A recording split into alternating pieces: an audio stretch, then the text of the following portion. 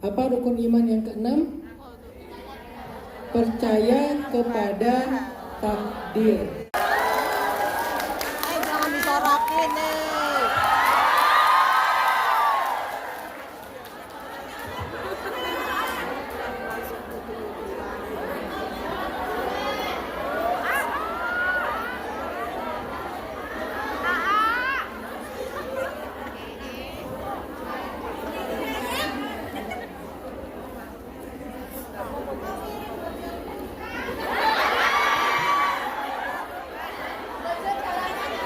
Bojone wis loro, guys.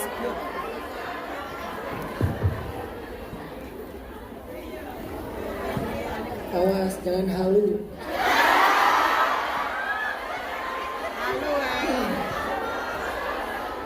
Bismillahirrahmanirrahim. Assalamualaikum warahmatullahi wabarakatuh.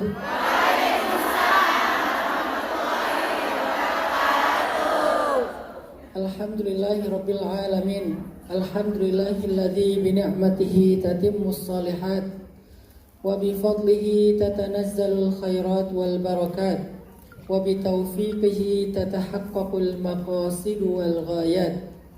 Asyhadu an la ilaha illallah wahdahu la syarika lah wa asyhadu anna sayyidana Muhammadan abduhu wa rasuluhu alladzi la nabiyya ba'dah. Allahumma salli ala sayyidina Muhammadin wa ala alihi wa sahbihi wa sallim. Rabbi syrah li sadri wa yassir li amri wahlul 'uqdatan min lisani yafqahu qawli. Allahumma inna nas'aluka ilman nafi'a wa qalban khashi'a wa lisanan dhakiran sadiqa wa amalan salihan maqbula. Rabbana hab lana hukman wa alhiqna bis salihin. Amin ya rabbal alamin. Yang sama-sama kita muliakan dan kita selalu rindukan Bunda Nuris. Belum apa-apa saya udah ditodong sama Bunda Nurisnya.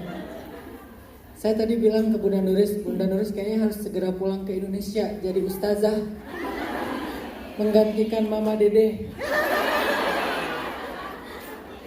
Saya yakin kalau Bunda Nuris pulang ke Indonesia, Bunda Nuris jadi selebgram.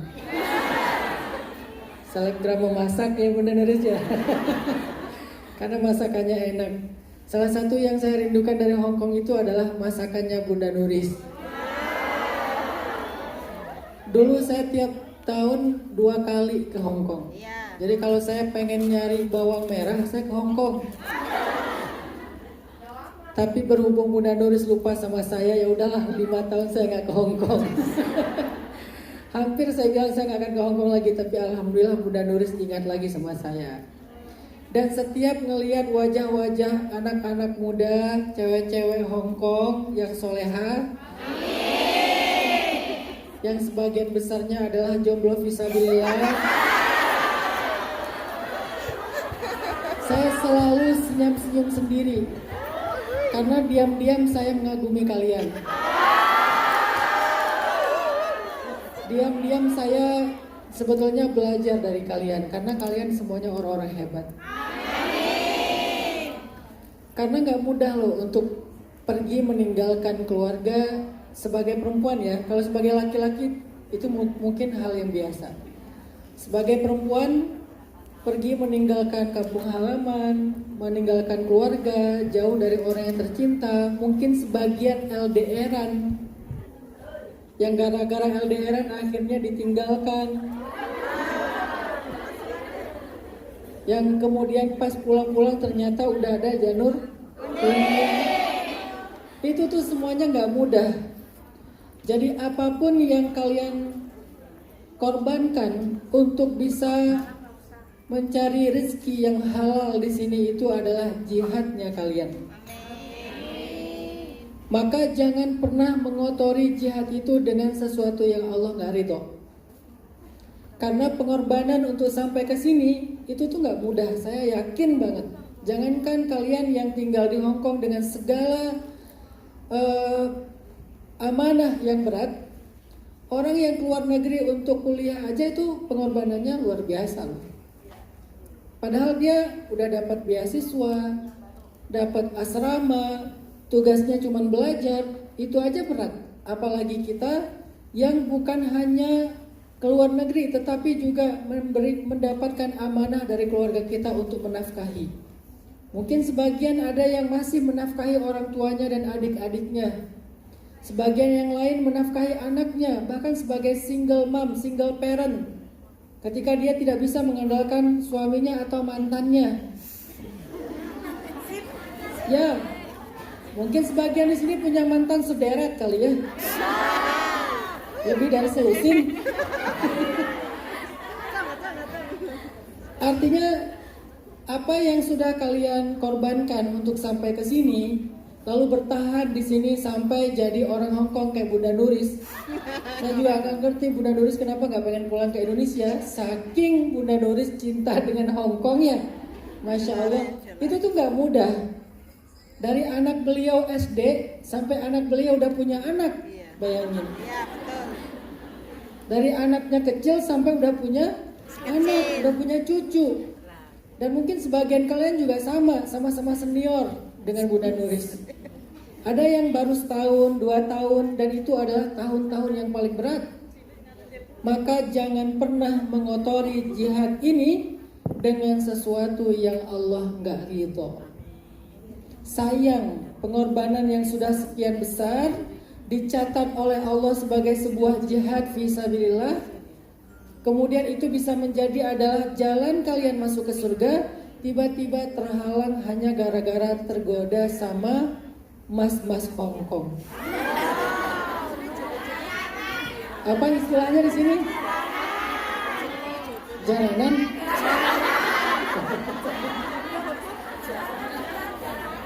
Jarangan. Garangan dia. Oh, garangan. Gara-gara tergoda sama Andy Lau, tergoda sama Jackie Chan. Enggak ya, mending garangan ya. Udah tua. Saya udah nggak ngikutin siapa yang muda-muda.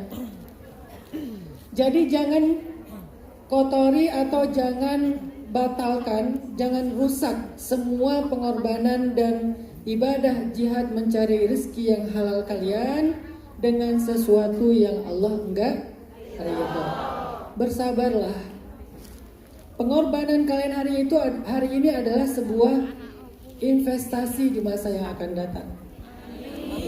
Setahun, 2 tahun, 3 tahun, 5 tahun kalian berkorban, nanti akan Allah ganti dengan sisa usia kalian setelah menikah dengan kebahagiaan dan keharmonisan.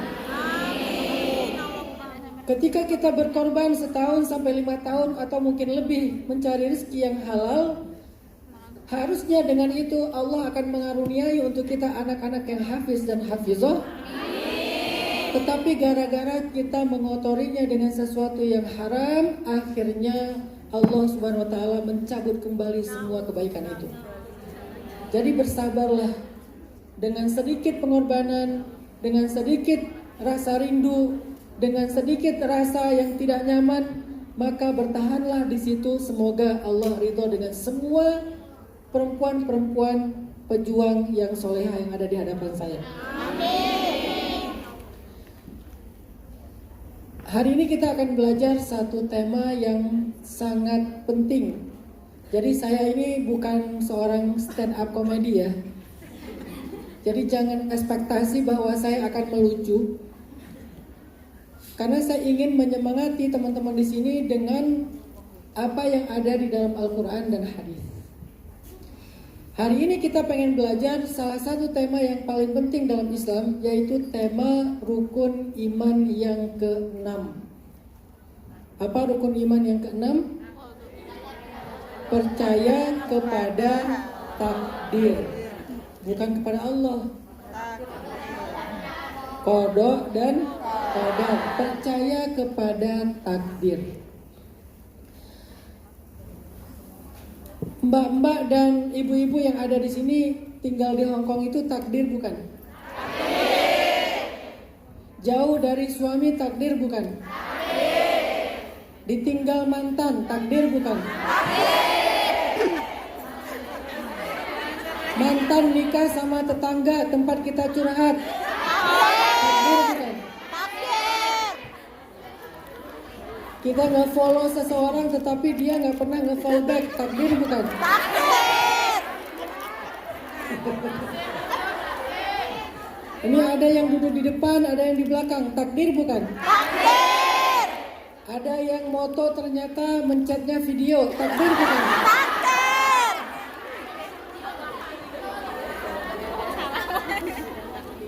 Ada yang nge-follow pakai akun fake tapi ketahuan. Itu adalah Takdir. Jadi takdir itu adalah wuqu'u syai' muwafiqatun li'ilmillah. Segala sesuatu yang terjadi dalam kehidupan sesuai dengan ilmu Allah itulah takdir. Jadi tidak ada satupun yang terjadi dalam kehidupan kita yang bukan takdir. Kita mengedipkan mata kita dalam beberapa menit sekian ratus kali, itu adalah takdir. Terus sekarang kita pengen melotot, nggak pengen berkedip. Itu adalah takdir. Barusan saya melotot, itu adalah takdir. Baik ataupun buruk menurut kita dalam kehidupan, semua itu adalah takdir. Dan kita di dalam rukun iman diperintahkan untuk beriman percaya sebagai takdir Allah Subhanahu wa taala. Gak boleh ada satupun peristiwa dalam hidup kita yang kita ngerasa bahwa itu di luar kehendak Allah. Itu di luar kemampuan Allah. Padahal kita menghafal di antara 20 sifat wajib bagi Allah itu adalah kudrat, iradat. Allah mampu, Allah berkehendak. Allah mampu, Allah mau. Berarti tidak ada satupun kejadian dalam hidup kita di luar kehendak dan kemampuan Allah Subhanahu wa taala. Semuanya dalam ketetapan Allah. Dan takdir itu sudah Allah tulis di Lauhul Mahfuz di sebuah kitab induk namanya Ummul Kitab. Kitab induk yang bernama Ummul Kitab. Kapan ditulis? 50.000 tahun sebelum Allah menciptakan semesta. Nanti akan lahir seorang laki-laki namanya Hanan. Nama Instagram. Kalau nama asli yang tahu cuma Bunda Nuris. Nanti akan lahir di Aceh. Orang tuanya Fulan, ibunya Fulan. Dia akan kuliah ke Mesir. Dia akan ketemu dengan jodohnya dari Jawa. Itu sudah ditulis 50.000 tahun sebelum Allah menciptakan semesta. Rezeki, jodoh, bahagia, sengsara, ajal, semuanya sudah lengkap ditulis. Bahkan tidak ada satupun sekecil apapun peristiwa dalam hidup kita yang tidak tercatat di dalam Ummul Kitab. Apa nama kitabnya? Apa bedanya dengan Al-Fatihah? Apa bedanya dengan Al-Fatihah? Al-Fatihah itu Ummul Quran. Kalau kitab takdir Ummul Kitab. Jadi Ummul Kitab itu artinya kitab induk yang di dalamnya dituliskan semua peristiwa kehidupan, baik yang di langit maupun yang di bumi, baik manusia, jin, malaikat, hewan, tumbuhan, semuanya ada di situ. Makanya disebut dengan kata Ummul Kitab, kitab induk. Dan kitab induk itu disimpan di Lauhul Mahfuz, sehingga tidak ada yang bisa membukanya atau mencoret-coretnya selain Allah Subhanahu wa taala. Dari kitab induk yang besar itu kemudian Allah ambil bagian-bagian tertentu, bab-bab tertentu, tema-tema tertentu, kemudian diberikan kepada malaikat untuk ditulis ulang 40 hari sebelum Allah meniupkan ruh ke dalam rahim ibu kita. Jadi di sana udah ada yang lengkap tentang apa yang ada di langit dan di bumi. Kemudian 40 hari sebelum ibu kita, sebelum Allah meniupkan ruh ke dalam rahim ibu kita, Allah menyuruh para malaikat untuk menulis ulang. Apa yang ditulis? Khusus tentang bayi yang sedang dikandung oleh seorang perempuan. Jadi ada 2 kali dicatat. Pertama 50.000 tahun sebelum diciptakannya alam semesta, dan yang kedua dicatat 40 hari sebelum ruh ditiupkan ke dalam rahim. Itulah kenapa ada tradisi 40 hari, 4 bulan, dan seterusnya. Kenapa ada selamatan?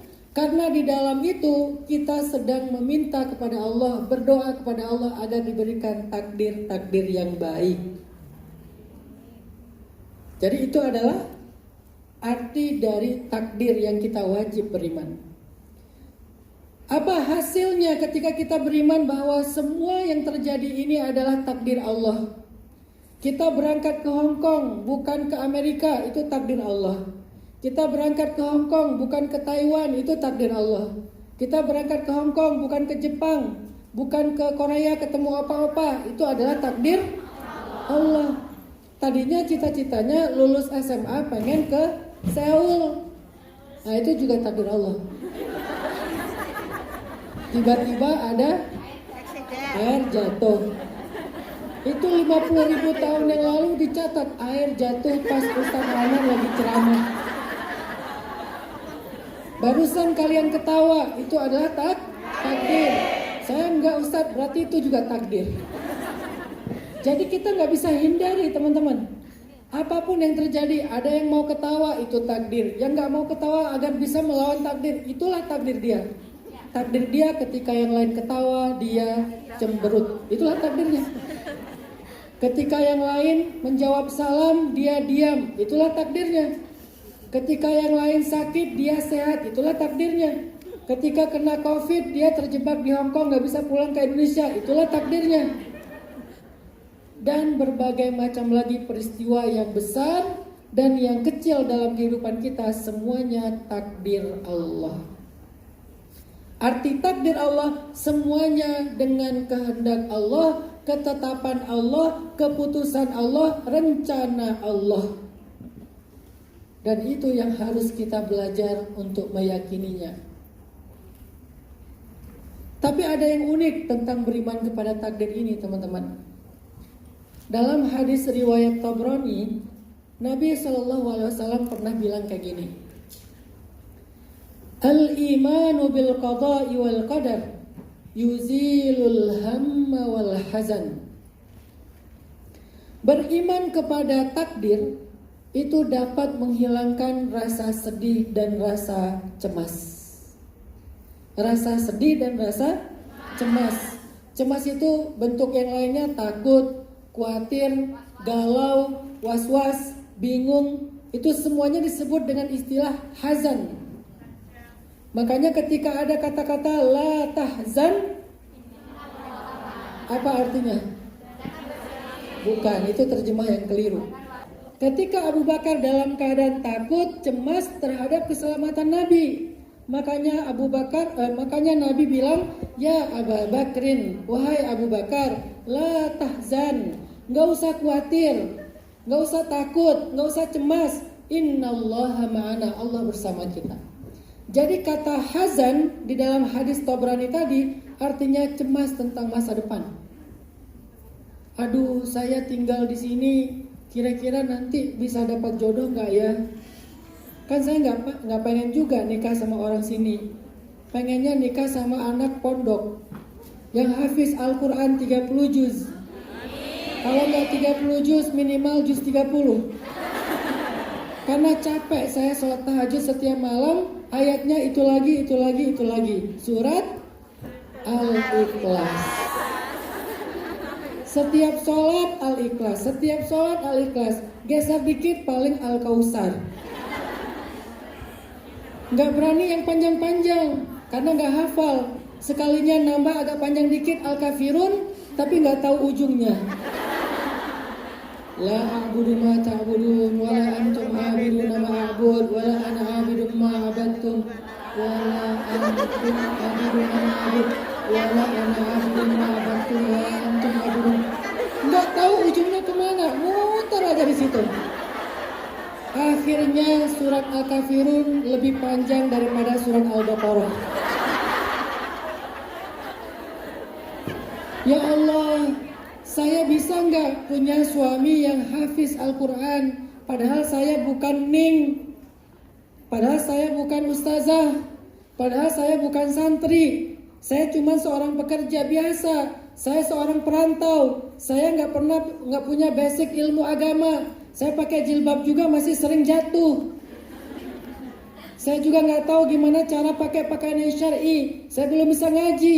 Saya jauh dari keluarga. Saya mungkin bukan seorang perempuan yang kayak favorit, yang suka pakai filter di sosial media. Saya jarang pakai filter. Saya bukan TikToker. Ya, terus khawatir bisa nggak punya suami yang tingginya 3 meter. Muncul rasa khawatir. Itu namanya hazan. Ya Allah, saya jauh dari anak-anak saya. Normalnya itu kan anak-anak kecil punya ibu di sisinya. Sehingga ketika mereka susah, mereka pulang ke rumah cerita ke ibunya. Kalau sekarang cerita ke neneknya, neneknya tidur. Cerita ke kakeknya sibuk di sawah. Bagaimana anak-anak saya ya Allah? Siapa yang mendidik mereka ya Allah? Gimana kalau mereka dibully di sekolah? Gimana kalau mereka ternyata merindukan saya? Gimana mereka kalau ternyata terluka karena jauh dari saya? Rasa khawatir, cemas yang luar biasa, itu namanya hazan. Ya Allah, saya jauh dari suami, dekat aja saya gak percaya, apalagi jauh. Ya Allah, apakah dia akan setia kepada saya? Kan gitu kan? Yang laki-laki di sana, ya Allah, istri saya ada di negeri banyak cowok-cowok keren misalnya, banyak garang. Saya jadi ingat garang asem nih. Di sana dia sendiri, mungkin dia dengan teman-temannya juga sama-sama merantau, jadi mereka nasibnya sama. Mungkin di sana mereka nggak punya ustazah, nggak punya seorang yang membimbing. Apakah istri saya di sana baik-baik saja? Bagaimana ketika dia tinggal di sebuah rumah yang tuannya itu bukan orang yang baik? Atau kita sendiri khawatir, apakah saya akan ketemu dengan seorang yang memiliki, yang memberi saya pekerjaan, orangnya baik atau enggak? Bagaimana kalau saya dilarang sholat? Bagaimana kalau saya dikasih makanan yang haram? Bagaimana kalau ini, bagaimana kalau itu? Muncul hazan, rasa khawatir, cemas, bingung, takut. Apa obatnya? Obatnya kata Nabi, al-imanu bil qada'i wal qadar. Obatnya belajarlah iman kepada takdir. Itu obatnya. Tapi saya beriman kepada takdir Ustaz, tapi masih tetap ada rasa galau. Belum. Karena beriman kepada takdir bukan sekedar ucapan. Maka kita perlu belajar hari ini seperti apa beriman kepada takdir yang bisa menjadi obat terhadap rasa hazan, rasa takut, cemas, dan was-was. Pasti, saya yakin, pasti. Saya aja yang sekarang ninggalin anak saya 3 hari aja nih, ada rasa khawatir gimana kalau misalnya dia merasa kenapa ya Baba sibuk banget. Saya udah keluar dari hari Jumat kemarin. Sebetulnya jadwal saya cukup padat di tahun ini sampai Ramadan tahun depan. Tapi karena yang memintanya Bunda Nuris dan teman-teman Hongkong, akhirnya saya sempetin. Saya bilang ke Bunda Nuris, Bunda coba cari tanggal merah Hongkong. Karena kalau Sabtu Minggu udah gak mungkin digeser. Saya gak boleh membatalkan janji yang sudah saya sepakati lebih dulu. Akhirnya ditemukanlah satu tanggal merah, yaitu hari Halloween. Ternyata hari Halloween ngundang saya. Dikira saya setan ya. Ini gak bener nih, ngundang Ustaz Hanan pas hari. Kenapa bukan hari Valentine sih? Kelamaan. Oh, untuk usir hantu. Jadi saya jimat ya. Nggak benar Bunda Nuris, ngundang saya pas hari hantu Halloween. Harusnya hari Valentine. Oke. Apa tadi? Sampai lupa saya. Sebelum Halloween apa? Saya aja ninggalin anak. Kayak misalnya saya keluar kota seminggu, terus di Bandung paling 2 hari, terus pergi lagi, di Bandung 1 hari, terus pergi lagi. Itu ada rasa khawatir, apakah nanti saya akan ditagih dituntut oleh anak saya. Dulu ketika aku kecil, Baba jarang ada bersama aku, sehingga mereka ngerasa gak punya kenangan dengan saya. Rasa khawatir itu muncul. Makanya hari ini saya bawa Maryam. Saya minta libur sekolah dulu beberapa hari karena ikut saya, supaya minimal saya bisa menyelamatkan satu orang di antara anak-anak saya. Ikut dengan saya, terus akhirnya punya quality time dengan ayahnya. Maryam kesini tuh tahun berapa ya Bunda ya? Bukan 19 kayaknya, udah lama banget. 18. Waktu itu Maryam masih SD. Sekarang Maryam udah kelas 1 SMA. Maryam dengan Aisyah, anak pertama dan kedua saya, mereka mungkin pernah merasakan masa ketika mereka kecil, saya lebih sibuk dari sekarang. Sibuknya itu sibuk banget. Sehingga suatu saat mereka bilang, mereka itu kayak merindukan sosok baba, sosok ayah yang bisa nganterin mereka sekolah, yang bisa nemenin mereka sarapan. Karena itu jarang terjadi. Sehingga muncul rasa takut dan khawatir saya, apakah saya zolim sama mereka ketika saya menunaikan hak umat, tapi saya malah zolim kepada keluarga. Ketika saya menerima undangan banyak orang tetapi menolak permintaan anak sendiri. Akhirnya rasa khawatir itu luar biasa dalam hati saya, sehingga saya berpikir gimana cara saya membayar hutang kepada anak-anak saya. Saya aja punya rasa khawatir dan takut, padahal ninggalin mereka hanya beberapa hari. Apalagi teman-teman yang meninggalkan keluarga bertahun-tahun. Pasti rasa itu luar biasa, saya tahu. Dan itulah pengorbanan kalian. Dan itulah jihadnya kalian. Kesabaran kalian itu luar biasa. Makanya tadi saya bilang saya kagum sama kalian. Saya diam-diam belajar dari kalian. Kalian itu pejuang-pejuang hebat. Kalau ada para pahlawan keluarga, kalian adalah pahlawan-pahlawan keluarga. Itu versi versi nasional. Kalau versi anak-anak, kalian adalah pahlawannya mereka. Kalau versi keluarga dan buat kita mereka yang paling berharga ya, maka kalian adalah pahlawan-pahlawan mereka. Tepuk tangan dulu buat para pahlawan.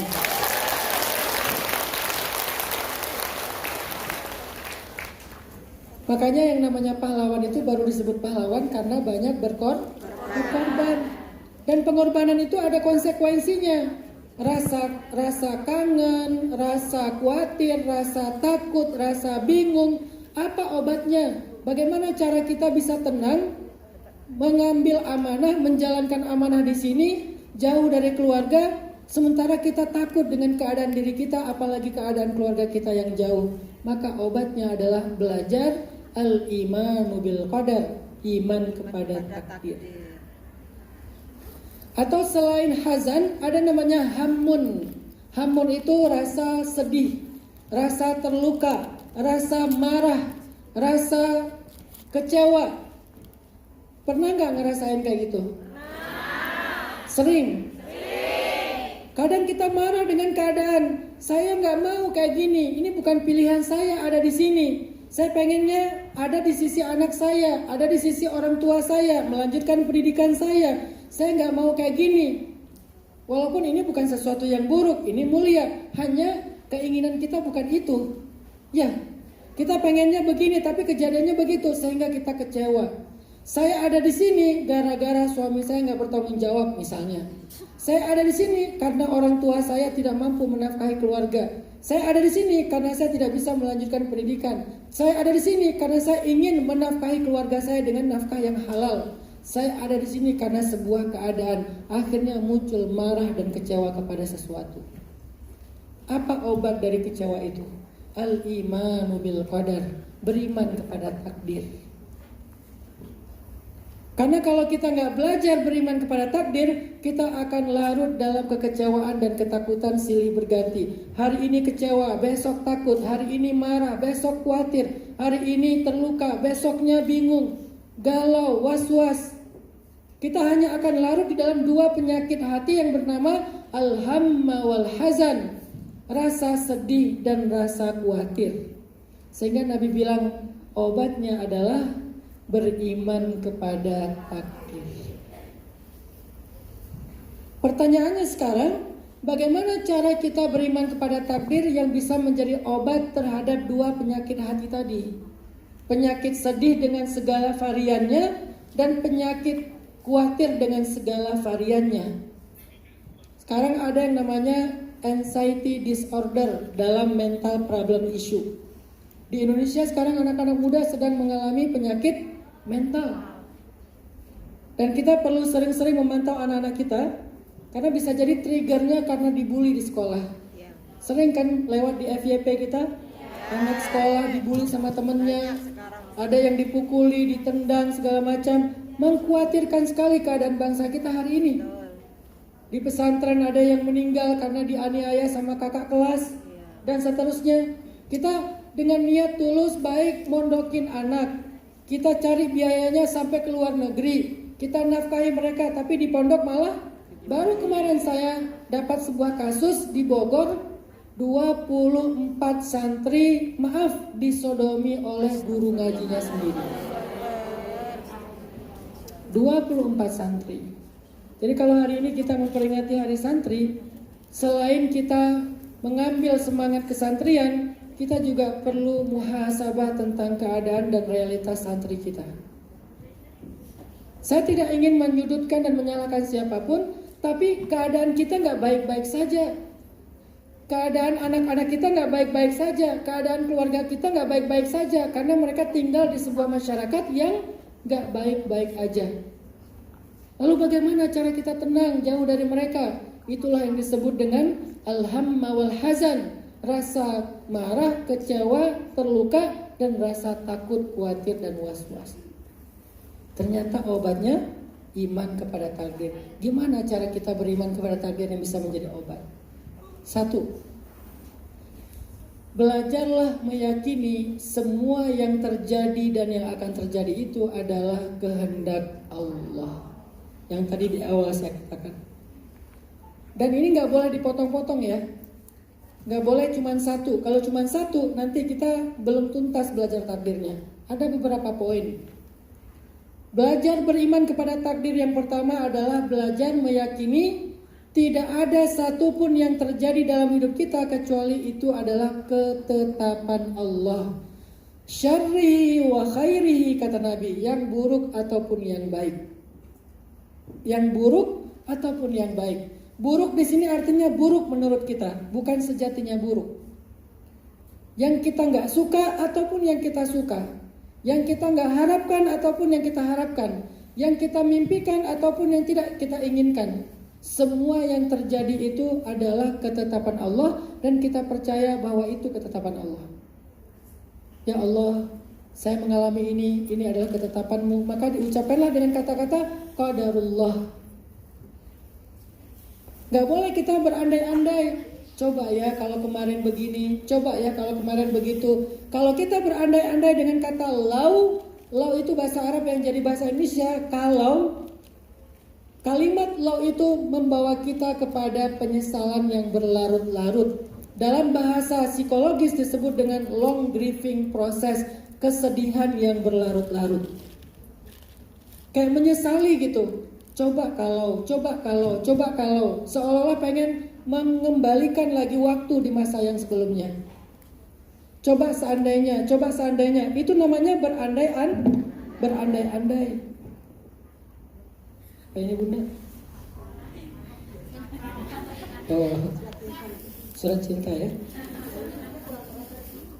Mic-nya kurang keras.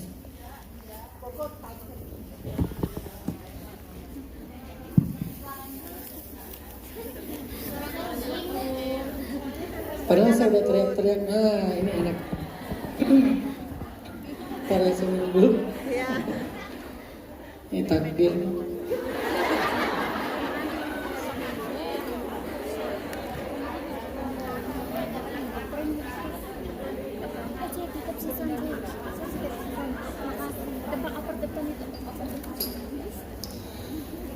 Kenapa kita perlu percaya, beriman bahwa semua yang terjadi dalam hidup kita itu adalah takdir Allah? Kenapa?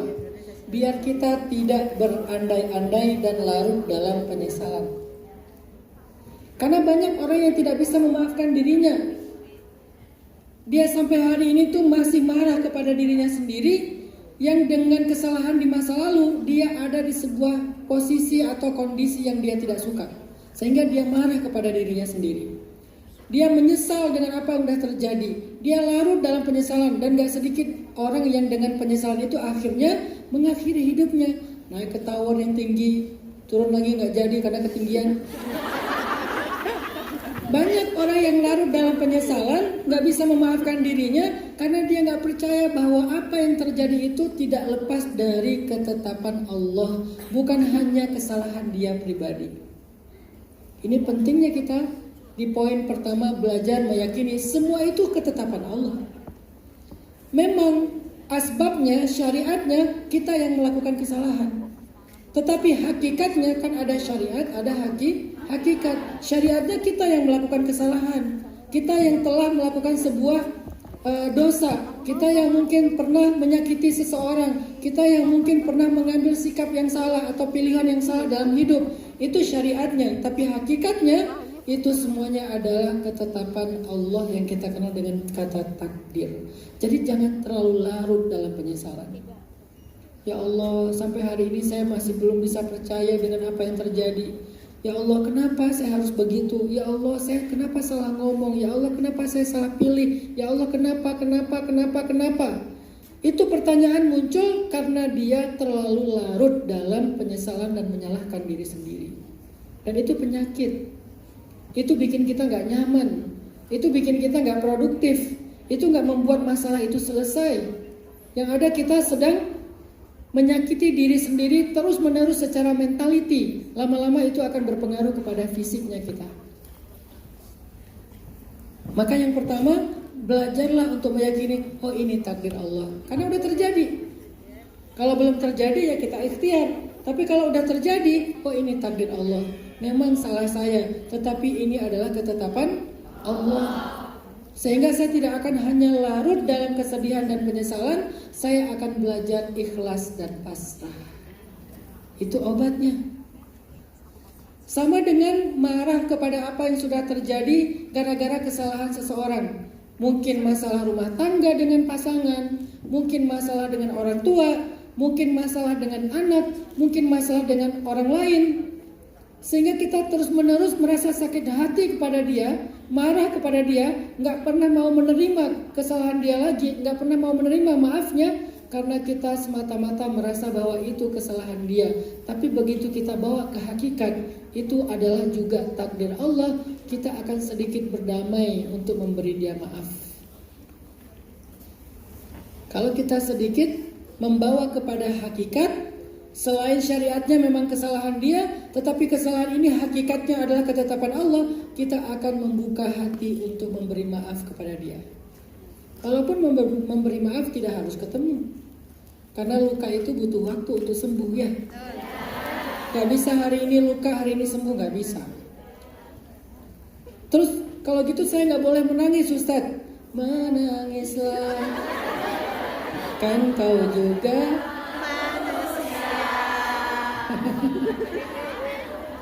jadi jangan berpura-pura, udah nangis aja, luka aja, marah aja, tetapi jangan berlarut-larut.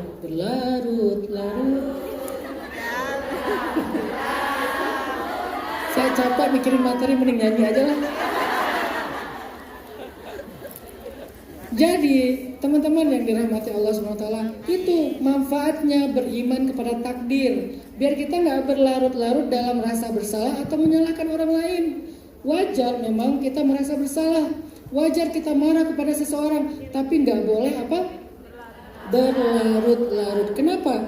Karena selain memang ini ada kesalahan seseorang, tapi hakikatnya ini adalah ketetapan Allah. Maka maafkanlah.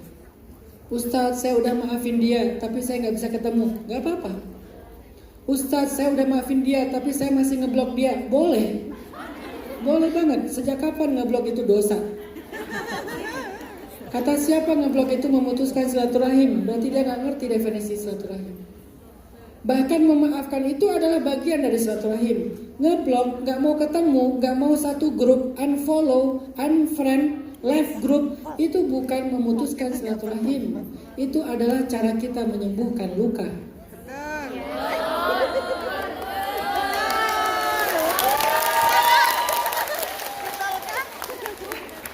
Ustaz kok tahu pengalaman? Ustaz pernah nggak blok orang? Alhamdulillah. Pernah. Tahu nggak gimana saya menerima hal-hal yang nggak nyaman dalam hidup saya? Kayak misalnya kadang dibully di sosmed, difitnah, dibikinin konten, diedit sesukanya sehingga jadi viral, misalnya dihina, direndahkan segala macam. Gimana cara saya lapang dada dengan itu? Saya dalam hati mengatakan ini ketetapan Allah, qadarullah. Sehingga saya berusaha untuk udah melupakan dia. Apakah Ustadz bisa ketemu dengan orangnya? Belum bisa. Saya butuh waktu mungkin sebulan, 2 bulan tergantung kesalahannya. Semakin berat kesalahannya, semakin dalam lukanya, semakin butuh waktu lama untuk sembuh. Tapi saat itu juga saya sudah memaafkan dia. Gimana memaafkan? Karena memahami hakikat ini adalah takdir Allah. Emang boleh kayak gitu Ustaz? Kata siapa nggak boleh? Rasul aja butuh waktu untuk sembuh dari luka beliau. Ketika Nabi bertemu dengan Wahsy yang pernah membunuh Hamzah, lalu Wahsy beriman masuk Islam, Nabi bilang apa? Ya Wahsy, kalau kamu bisa menghindar dari saya, hindarlah. Aku belum siap ketemu dengan kamu. Setiap melihat kamu, aku teringat dengan adegan pembunuhan Hamzah. Bahkan Nabi pun butuh waktu untuk sembuh dari lukanya, karena emang lukanya terlalu dalam. Tapi apakah Nabi menolak iman Wahsy? Enggak, diterima imannya. Apakah Nabi berbuat baik kepada Wahsy? Diberikan zakat kepada dia. Enggak dizolimi hak-haknya. Tapi Nabi enggak bisa ketemu dengan orangnya. Jadi saya enggak mengatakan ketika kita beriman kepada takdir, akhirnya ketika kita disakiti kita masih tetap normal, masih tetap bisa tersenyum. Itu terlalu berlebihan. Itu namanya positivity toxic. Positivity toxic. Jadi toxic yang positif. Nggak boleh juga, kamu harus kuat, kamu nggak boleh nangis, kamu nggak boleh ngeluh. Nggak kayak gitu juga, itu terlalu berlebihan. Karena kamu juga manusia. Jadi kita kayak secara manusiawi kadang perlu menangis, secara manusiawi kadang memang terluka, secara manusiawi kadang memang marah. Tetapi itu tidak membuat kita lupa bahwa semua marah, nangis, luka yang kita alami itu sudah ditulis 50.000 tahun yang lalu. Sehingga kalau ini bukan cuma tentang manusia tetapi juga tentang Allah, maka saya ikhlas. Kalau ini bukan cuma tentang manusia tapi juga tentang Allah, maka saya ikhlas. Kalau ini bukan cuma tentang suami saya yang udah jadi mantan, tapi ini juga tentang Allah, saya ikhlas. Kalau ini bukan hanya tentang seorang anak yang durhaka, tetapi juga tentang Allah, saya ikhlas. Kalau ini bukan hanya tentang orang tua yang mengusir saya atau marah kepada saya, nggak bertanggung jawab kepada saya, tapi juga tentang Allah, saya ikhlas. Kalau ini bukan hanya tentang netizen, apalagi netizen Indonesia yang militan ya, yang maha benar, yang tahu segalanya. Kalau ada postingan di TikTok kecelakaan, nggak ada caption, gampang buka aja komen. Itu informasinya lebih jelas daripada kameramen. Kameramen cuma videoin doang, astagfirullah, masya Allah, astagfirullah, masya Allah, nggak jelas infonya. Infonya ada di komen. Oh itu kejadiannya di sebelah rumah saya, oh itu teman saya, oh itu. Ada yang dejavu. Kayak pernah dilihat kejadian ini, padahal halusinasi. Kalau ini bukan hanya tentang manusia, tetapi juga tentang Allah, maka saya ikhlas. Katakan itu kepada diri kita setiap mengalami hal yang buruk. Ustadz, saya udah ikhlas, tapi masih berat hatinya, gak apa-apa. Ustadz, saya masih udah ikhlas tapi masih sering menangis kalau ingat peristiwa itu, gak apa-apa. Terus apa fungsi ikhlas saya Ustadz? Minimal untuk menerima kenyataan. Karena tidak bisa menerima kenyataan adalah sebuah masalah besar dalam hidup kita. Menolak kenyataan, menolak sesuatu yang pernah terjadi dalam hidup kita, kayak nggak mau nerima, berharap itu cuma mimpi, berharap itu nggak pernah terjadi, itu tuh masalah. Tapi mau menerima, oke, itu pernah terjadi pada saya menerimanya, ya udah nggak apa-apa, maka itu adalah solusi. Saya juga sering ngerasa berbuat kesalahan yang agak memalukan, atau membuat kesalahan yang kayaknya nggak pantas, membuat kesalahan yang membuat saya menyesal. Tapi begitu saya merasa bahwa oh itu adalah ketetapan Allah, oke, saya memang pernah berbuat kesalahan, baik, saya akan terima itu sambil saya memperbaiki diri, saya ikhlas. Jangan cuma nerima tapi nggak memperbaiki diri. Satu sisi, dari sisi syariat kita memperbaiki diri, dari sisi hakikat kita ikhlas. Itulah fungsinya dua sayap iman, syariat, hakikat, syariat, hakikat. Kita menyesal pernah berbuat kesalahan, secara syariat perbaiki. Tapi kalau cuma perbaiki hatinya belum ikhlas, ini berat. Bahkan sulit memperbaiki sesuatu yang belum kita terima. Syariatnya perbaiki, syariatnya maafkan, syariatnya mungkin kita harus agak berjaga jarak dengan orang itu, menghindar dari dia. Syariatnya banyak, tapi hakikatnya saya terima kejadian itu. Saya terima peristiwa itu, saya terima kenyataan itu. Itulah dua fungsi sayap iman antara syariat dengan hakikat. Itulah beriman kepada takdir. Kalau kita bisa beriman kepada takdir dengan makna seperti ini, insya Allah iman kita akan menjadi obat dari al-hamma wal hazan, sedih dan cemas. Poin kedua, arti beriman kepada takdir. Poin pertama apa tadi? Meyakini semua itu adalah ketetapan Allah. Sehingga kalau bahasa yang terakhir tadi, ini bukan hanya tentang manusia, ini bukan hanya tentang sesuatu, tetapi ini juga tentang Allah. Kalau ini tentang Allah, maka saya ikhlas. Itu yang pertama. Yang kedua, beriman kepada takdir artinya meyakini Allah tidak menetapkan dan merencanakan sesuatu dalam hidup kita kecuali kebaikan.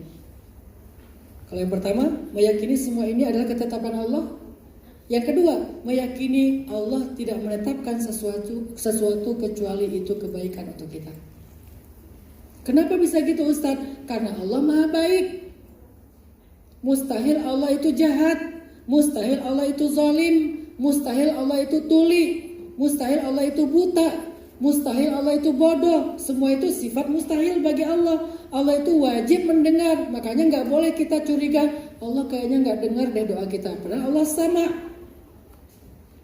Kayaknya Allah gak ngerti deh masalah saya, padahal Allah ilmun.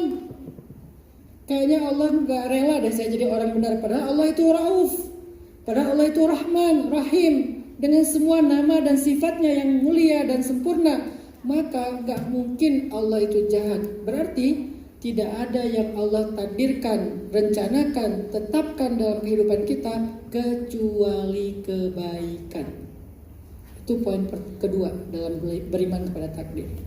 Meyakini semua takdir itu baik. Ustadz, tapi kan banyak kejadian yang buruk dalam hidup kita. Sekarang kita pakai surat Al-Baqarah ayat 216 untuk menjawab itu. Wa asa an takrahu syai'an wa huwa khairul lakum wa asa an tuhibbu syai'an wa huwa syarrul lakum wallahu ya'lamu wa antum la ta'lamun. Bisa jadi kamu benci sesuatu padahal itu baik untukmu. Bisa jadi kamu menyukai sesuatu padahal itu buruk untukmu. Dan Allah lebih tahu sedangkan engkau tidak tahu. Maka jangan. Nah itu bukan ayat ya. Jangan sok tahu. Tapi itu bukan ayat. Mana ayat jangan sok tahu? Gak ada di Al-Quran. Allah lebih tahu, kita nggak tahu mana yang terbaik, mana yang nggak baik. Jadi jangan ngerasa menurut saya ini yang paling baik. Tapi ternyata Allah memberikan yang lain. Ya udah kita yakin, oh ternyata bukan ini, tapi yang itu karena Allah menetapkan itu. Itu artinya beriman kepada takdir. Gak apa-apa kita menginginkan sesuatu. Gak apa-apa kita mengharapkan seseorang. Gak apa-apa kita merencanakan sebuah rencana yang menurut kita baik. Tapi begitu terjadi sebaliknya, percayalah ternyata yang kita inginkan tadi bukan yang baik. Allah yang memberikan yang lebih baik. Itu arti beriman kepada takdir. Udah siap-siap, udah dandan segala macam, pengen keluar, ternyata tiba-tiba gak boleh libur. Tiba-tiba orang di rumah bilang, kamu hari ini gak boleh keluar karena saya mau ada kebutuhan. Menurut kita yang paling baik itu keluar. Udah ditunggu sama teman-teman. Menurut kita yang paling baik itu ikut taklim. Benar. Tetapi Allah lebih tahu. Mungkin waktu itu yang terbaik untuk kita bukan keluar rumah, bukan ikut taklim, tetapi justru tetap berada di rumah itu. Ridho, ya udah ikhlas. Kalau kita bisa beriman bahwa semua takdir Allah itu baik, kita suka atau nggak suka, maka kita akan bisa menyembuhkan hamma wal hazan di hati kita. Bagaimana mengimaninya bahwa semua baik Ustaz? Bisa jadi kamu membenci sesuatu padahal itu buruk bagimu. Bisa jadi kamu menyukai sesuatu padahal itu baik bagimu, buruk.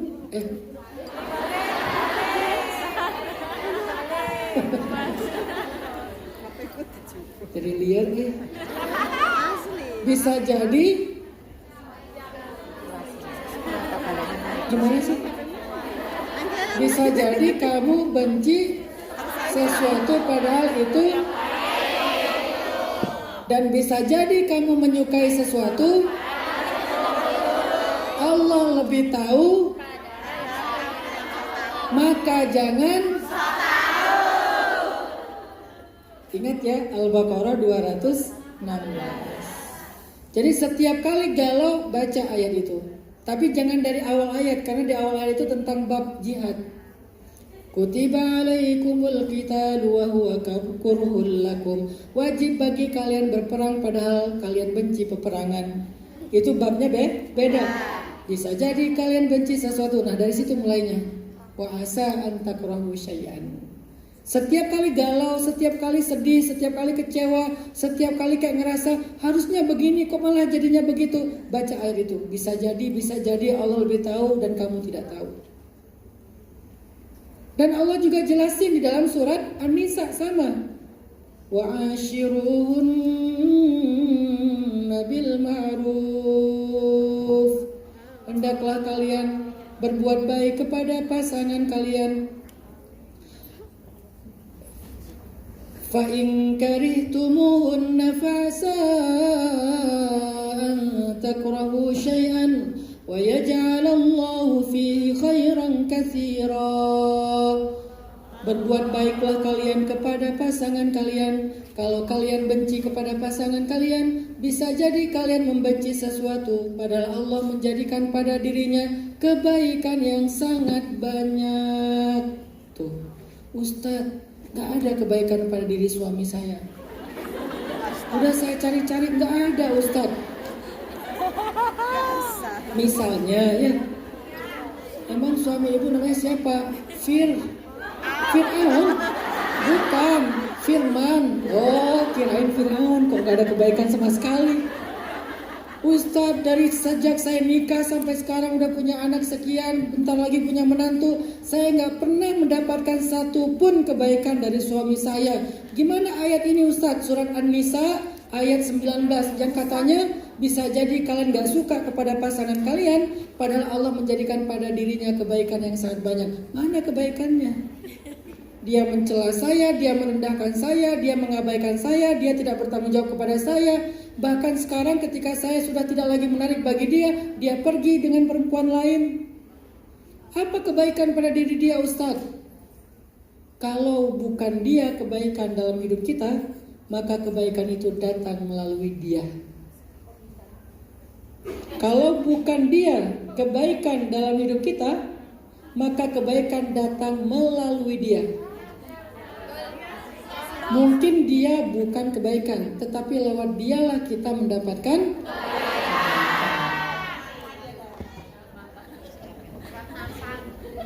Gimana ceritanya bisa seperti itu?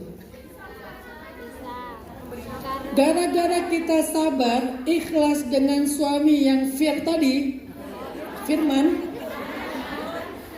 akhirnya Allah Subhanahu wa taala memberikan ganjaran keikhlasan dan kesabaran kita, digantilah dengan yang solih, yang ideal, yang ganteng, yang cakep, yang good looking, yang tajir.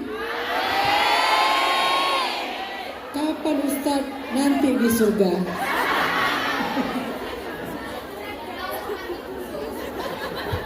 Syaratnya apa? Mati dulu.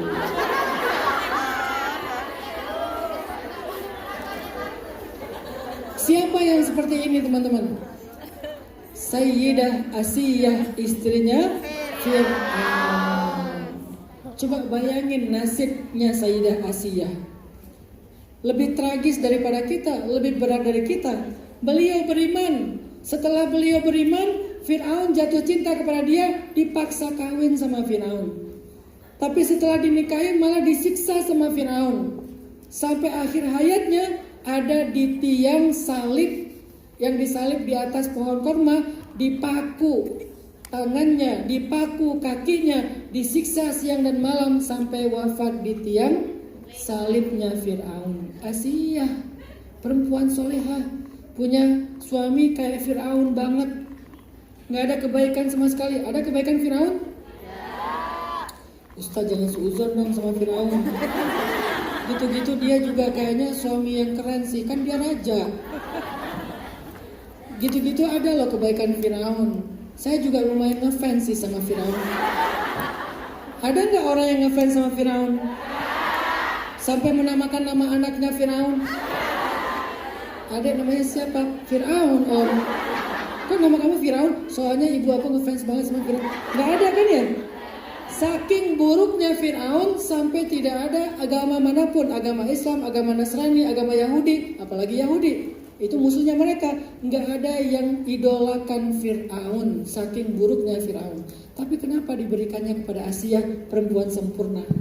Cuma ada 4 perempuan sempurna di muka bumi. Asiyah, Maryam, Khadijah, Fatimah. Kenapa kok Asiyah yang dapat Fir'aun? Maka siapa kita kalau cuma dapat firman untuk mengeluh? Ustaz suami saya banget, firman syah. Bagus kan ya? Bukan Fir'aun dia. Sementara kita juga bukan Asiyah. Harusnya yang dapat Fir'aun itu mungkin kayak kita yang imannya pas-pasan. Tapi malah Asiyah yang imannya sempurna, yang kesolehannya sempurna, kok dapat Fir'aun? Karena Fir'aun memang bukan kebaikan bagi Asiyah, tapi kebaikan kepada Asiyah datang lewat Fir'aun. Gara-gara Asiyah sabar terhadap suami seperti Fir'aun, akhirnya Asiyah menjadi 1 dari 4 perempuan sempurna, dijamin masuk surga. Bahkan di akhir hayatnya dia sudah melihat surga dari sejak di bumi. Asiyah masih di bumi, masih di tiang salib, tapi dia melihat surga, merasakan aroma surga, angin surga, sehingga Asiyah menutup matanya dalam keadaan tersenyum. Perempuan yang melihat surga dari bumi dialah Sayyidah Asiyah. Itu kebaikannya. Sehingga ketika Allah bilang bisa jadi kamu benci kepada pasanganmu, padahal pada dirinya ada kebaikan yang sangat banyak. Kalau bukan dia kebaikannya, berarti kebaikan datang melalui dia. Kok bisa Ustaz? Fa inna ma'al usri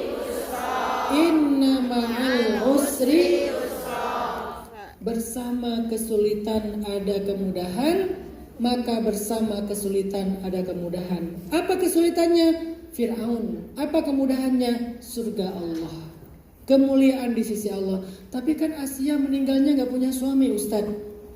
Nabi bilang dalam hadis riwayat Muslim, laisa fil jannati a'zab, tidak ada di dalam surga jomblo. Itu hadis riwayat Muslim. Di dalam surga tidak ada jomblo. Artinya apa? Kalau dia meninggal dalam keadaan tidak punya pasangan, nanti dia akan Allah nikahkan dengan laki-laki ideal di dalam surga. Siapa laki-laki itu Ustaz? Allahu a'lam. Berarti di surga ada pernikahan, ada, bahkan ada weddingnya. wedding organizer-nya para malaikat, penghulunya Allah langsung, bulan madunya di surga. Coba bayangin, siapa yang pengen nikah di surga? Kayaknya ini yang terluka di dunia kayaknya. Kayak nggak ada harapan di dunia ya. Sampai berharap ya udahlah saya nikahnya di surga aja. Maka belajarlah meyakini bahwa semua takdir Allah itu baik, nggak ada yang buruk. Baik kita suka ataupun kita nggak suka. Kalau bukan di dalam takdir itu ada kebaikan, maka di balik takdir itu ada kebaikan. Setiap kali kita mendapatkan kesulitan teman-teman, sebetulnya kesulitan itu tidak datang sendiri. Dia selalu datang membawa kemudahan. Itu satu paket, satu pasang.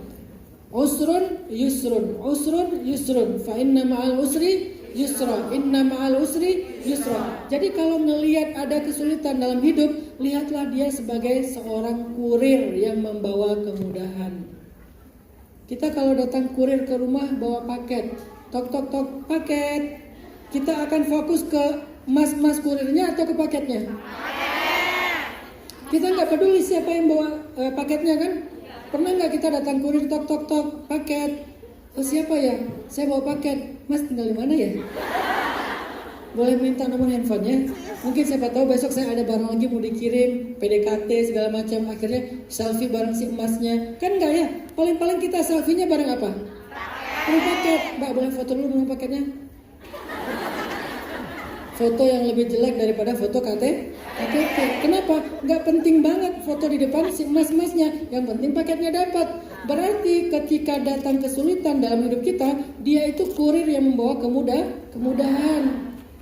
Jangan fokus kepada kesulitannya, tapi fokuslah kepada kemudahannya. Seperti kita nggak pernah fokus kepada kurirnya, kita fokus kepada paketnya. Maka dalam analogi tadi, terjemahan ayat tersebut, fa inna ma'al usri yusra, inna ma'al usri yusra adalah bersama kurir ada paket, dan bersama kurir ada paket. Bagi mereka yang sibuk dengan kurir, itu orang-orang yang gak normal. Datang kurir sibuk dengan kurirnya, paketnya diabaikan, akhirnya bawa pulang lagi itu paket. Atau ada yang malah dengan kurir itu dia nolak. Datang kurir, tok tok tok paket, pulang aja, ganggu aja sih. Kita lagi enak-enak istirahat siang, dia gedor-gedor pintu atau nekan-nekan bel, suruh pulang kurirnya. Kalau kurirnya diusir, maka dia akan pergi sekaligus membawa paket yang berharga. Jadi siapa yang mengkomplain kesulitan sama dengan mengusir kurir, sehingga dia juga akan kehilangan kemudahan. Bersama kesulitan ada kemudahan. Bisa jadi kamu benci sesuatu, padahal di dalamnya ada kebaikan. Saya teringat kisah seorang teman dulu tuh. Dia nikah lebih dari 5 tahun belum dikaruniai anak. Setelah beberapa tahun dia menunggu, akhirnya dia punya anak. Anaknya umur sekitar 5 tahun apa 6 tahun gitu. Tiba-tiba, dan itu anak sematawayang ya, yang ditunggu sekian tahun. Setelah berumur sekitar 5 atau 6 tahun, anaknya jatuh dari tangga. Begitu jatuh dari tangga, dirawat di rumah sakit, opname sekian hari, orang tuanya panik. Setelah berhari-hari ditungguin, anaknya gak sadarkan diri. Tiba-tiba sadar, orang tuanya langsung bertakbir, Allahu Akbar, Allahu Akbar. Masih tahu ke ustadznya, Ustadz, Alhamdulillah, Alhamdulillah. Kenapa? Anaknya udah sembuh. Ya Ustadz, tapi bukan itu. Apalagi? Tahu gak apa yang terjadi? Ketika anaknya sadar, anaknya memanggil ibu, ayah. Ternyata anaknya selama 6 tahun ini gak bisa ngomong. Lahir dengan kondisi sulit untuk bicara, gak bisa ngomong sepatah kata pun. Tapi asbab jatuh dari tangga, kepalanya kebentur, di opname di rumah sakit. Ketika sadar, tiba-tiba dia memanggil ibu, ayah, dan sekarang anak itu sudah bicara dengan normal. Bersama kesulitan ada kemudahan. Pasti sulit, namanya anak sematawayang, bertahun-tahun ditunggu, tiba-tiba sekarang jatuh dari tangga, pasti sulit, nggak mudah. Pasti panik, dan nggak apa-apa dengan panik itu. Nggak apa-apa dengan bingung, nggak apa-apa dengan sedih. Tetapi jangan berputus asa. Ternyata ketika anak itu siuman, ketika anak itu sadar, anak itu mendapatkan kemudahan, yaitu mudah dalam berbicara. Itu kisah nyata terjadi di Kalimantan. Teman saya yang cerita. Ada banyak cerita-cerita tentang bersama kesulitan ada kemudahan. Disitulah saya belajar meyakini, oh, gak ada yang buruk dalam ketetapan Allah. Semua yang Allah tetapkan itu ada hikmahnya. Cuman kadang kita gak ngerti aja. Saya pernah ngalamin satu peristiwa ya di tahun 2015 kalau gak salah. Waktu itu saya lagi sulit-sulitnya ekonomi, finansial. Penghasilan saya dari beberapa kali ngajar sehari, mungkin beberapa kali ngajar itu paling banyak 2 juta sebulan, dan itu setiap bulan habis buat kebutuhan sehari-hari, malah kurang. Mungkin udah lebih setahun saya pas-pasan finansialnya.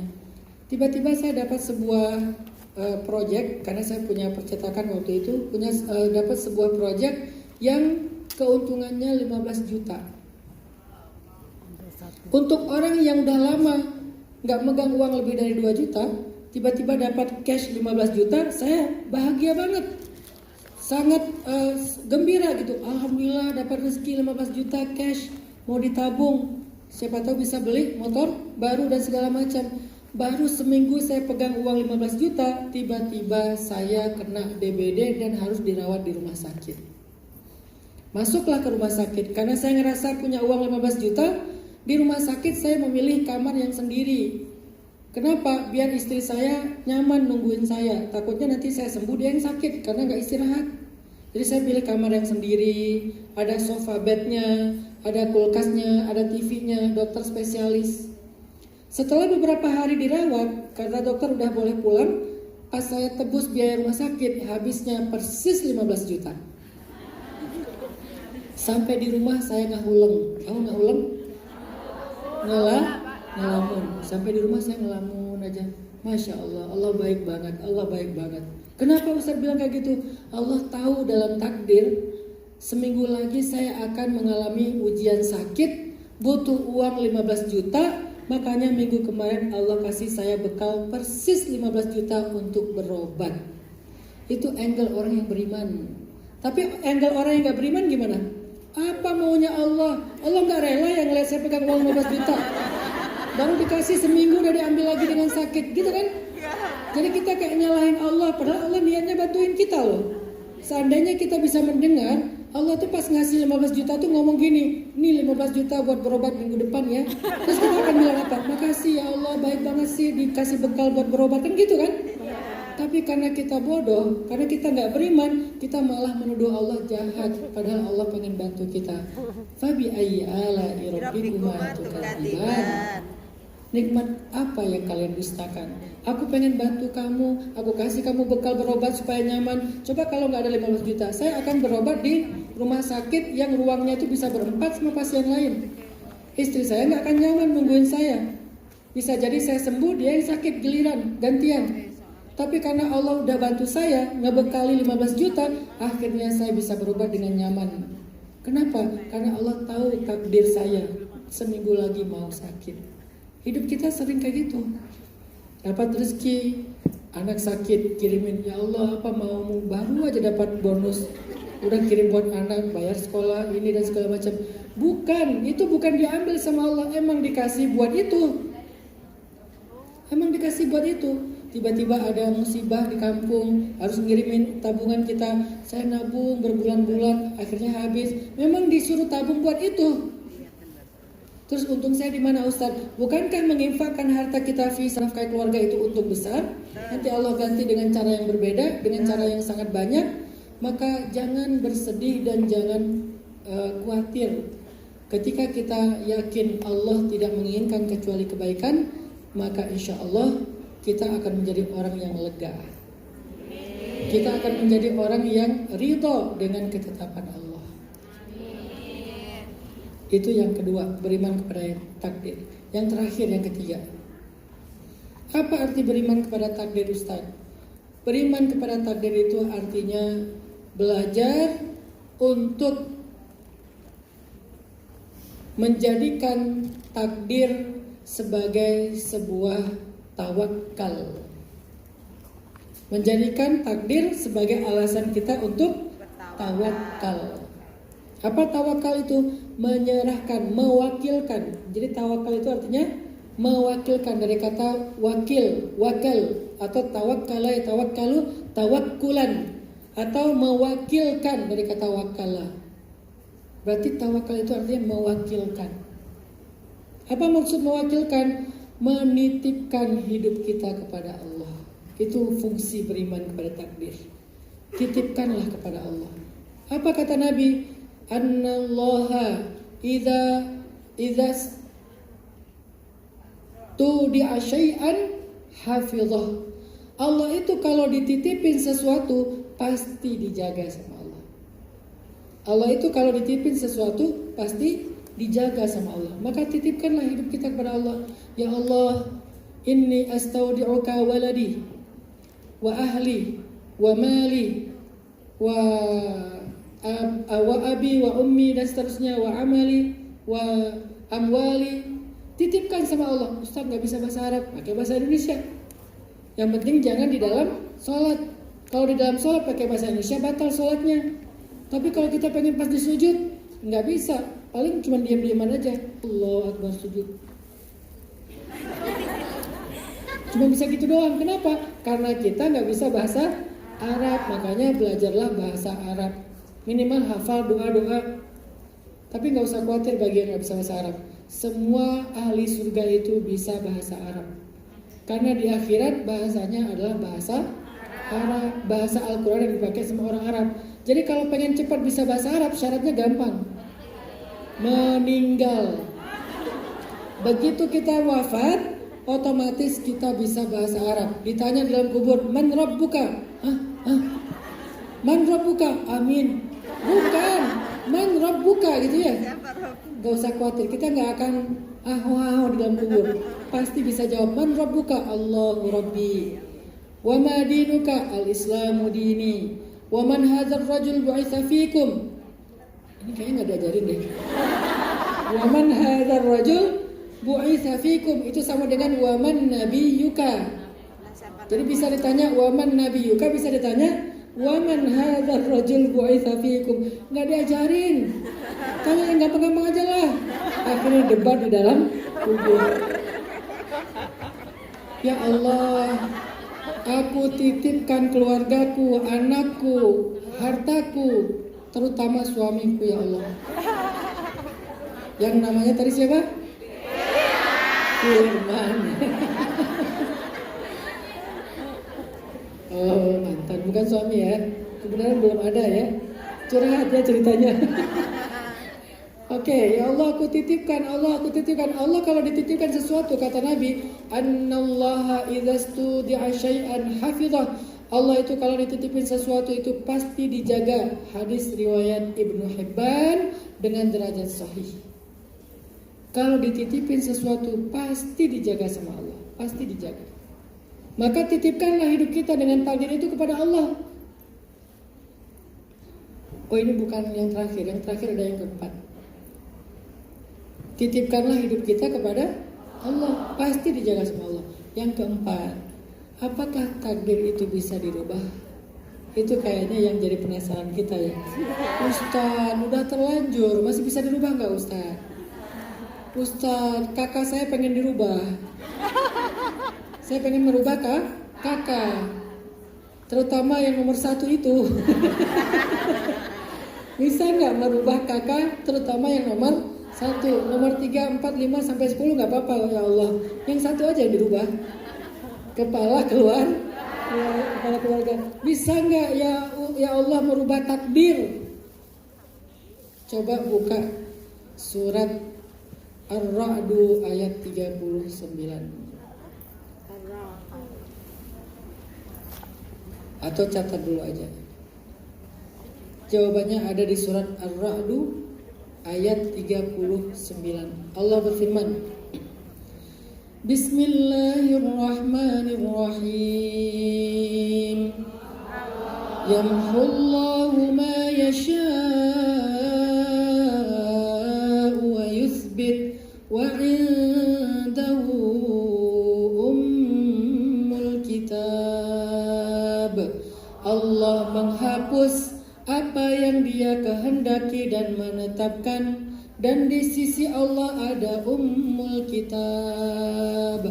Pertanyaannya, apa yang dihapus dan ditetapkan dalam ayat ini? Takdir. Artinya apa Ustaz? Artinya Allah berkehendak untuk merubah takdir. Good news-nya adalah takdir itu bisa dirubah. Siapa yang bisa merubah takdir? Cuman Allah, nggak ada yang lain. Karena itu tertulis di Ummul Kitab, Lauhil Mahfuz. Malaikat pun nggak ada yang bisa merubahnya. Cuman Allah yang bisa merubahnya. Pertanyaannya gimana ya biar kita bisa berharap Allah merubah takdir kita, terutama kakak urutan pertama. Gimana ya Allah bisa supaya Allah merubah takdir? Gimana cara merubah biar mantan itu balikan lagi? Biar dia nyesel gitu. Biar dia akhirnya sadar, insaf. Biar dia akhirnya ngebuka blog kita. Biar dia akhirnya nge-mention kita lagi atau nge-DM kita lagi. Gimana merubah takdir ya Allah? 1. Nabi bilang, la yaruddul qada illa du'a wa la yazidu fil umuri illa albir. Tidak ada yang bisa merubah takdir kecuali doa, dan tidak ada yang bisa menambah keberkahan dalam hidup kecuali berbuat baik. Ada 2 pesan di dalam hadis ini. 1 apa? Doa. Makanya kenapa Nabi bilang ad-du'a silahul mu'min, doa itu senjata? Karena itu yang bisa kita andalkan. Maka jangan tumpulkan senjata kita dengan makanan dan minuman yang haram. Apalagi kalian tinggal di sebuah negeri yang mereka bukan negeri muslim. Jangan korbankan senjata doa kalian menjadi tumpul gara-gara gak sabar ingin mencicipi makanan-makanan yang menurut kita enak padahal gak halal. Bersabarlah, karena senjata kalian apalagi sebagai perantau itu doa banget tuh.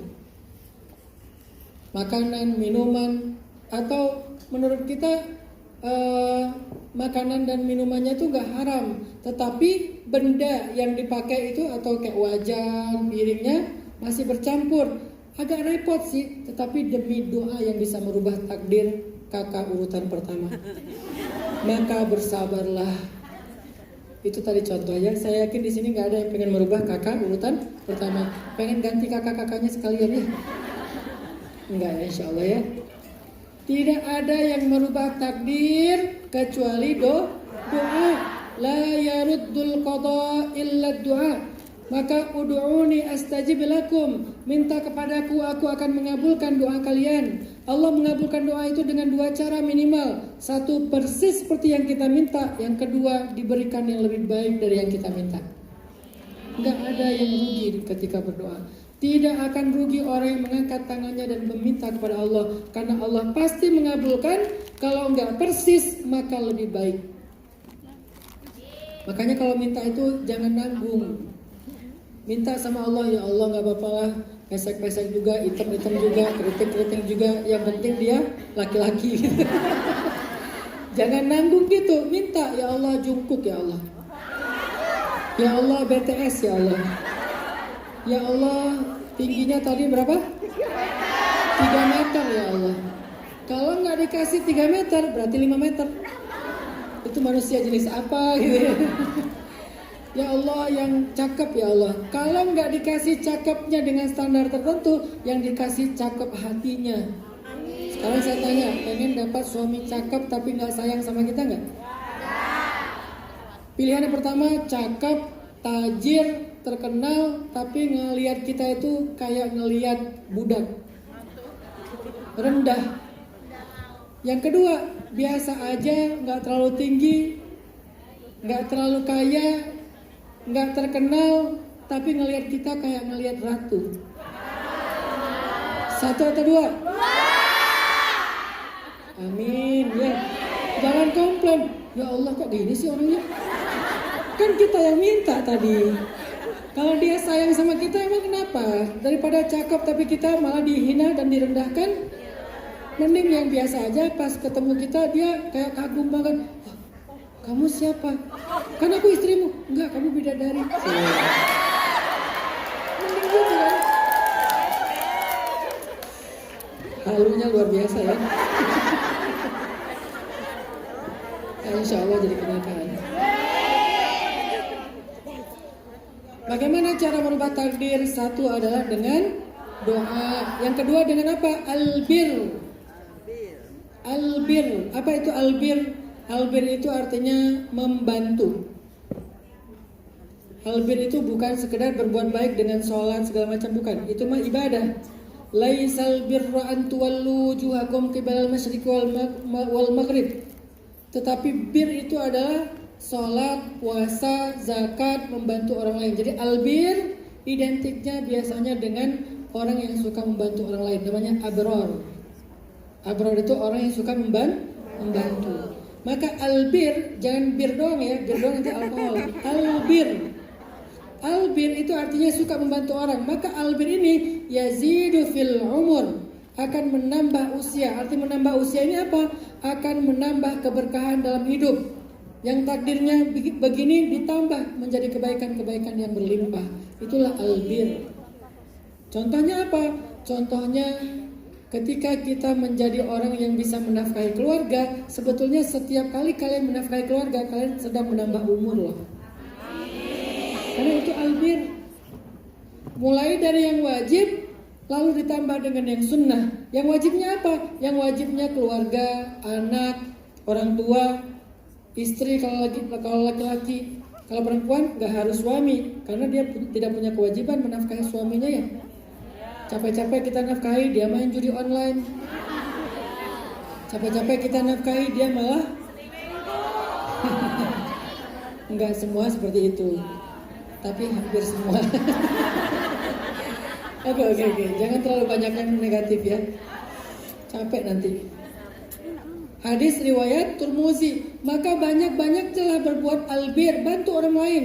Hari ini kita sedang Allah beri kesempatan melakukan albir yang paling istimewa. Apa? Bantu Palestina. Itu beda sama yang lain setelah keluarga kita. Beda. Kenapa? Kata Nabi, kalau kalian ingin melihat orang yang beriman di akhir zaman, maka lihatlah bumi Syam. Apa itu Syam? Syam itu adalah pusatnya Palestina, pelatarannya adalah Yordania, kemudian Suriah, itu Syam. Damaskus, Yordan, itu beberapa bagiannya adalah bagian dari Syam.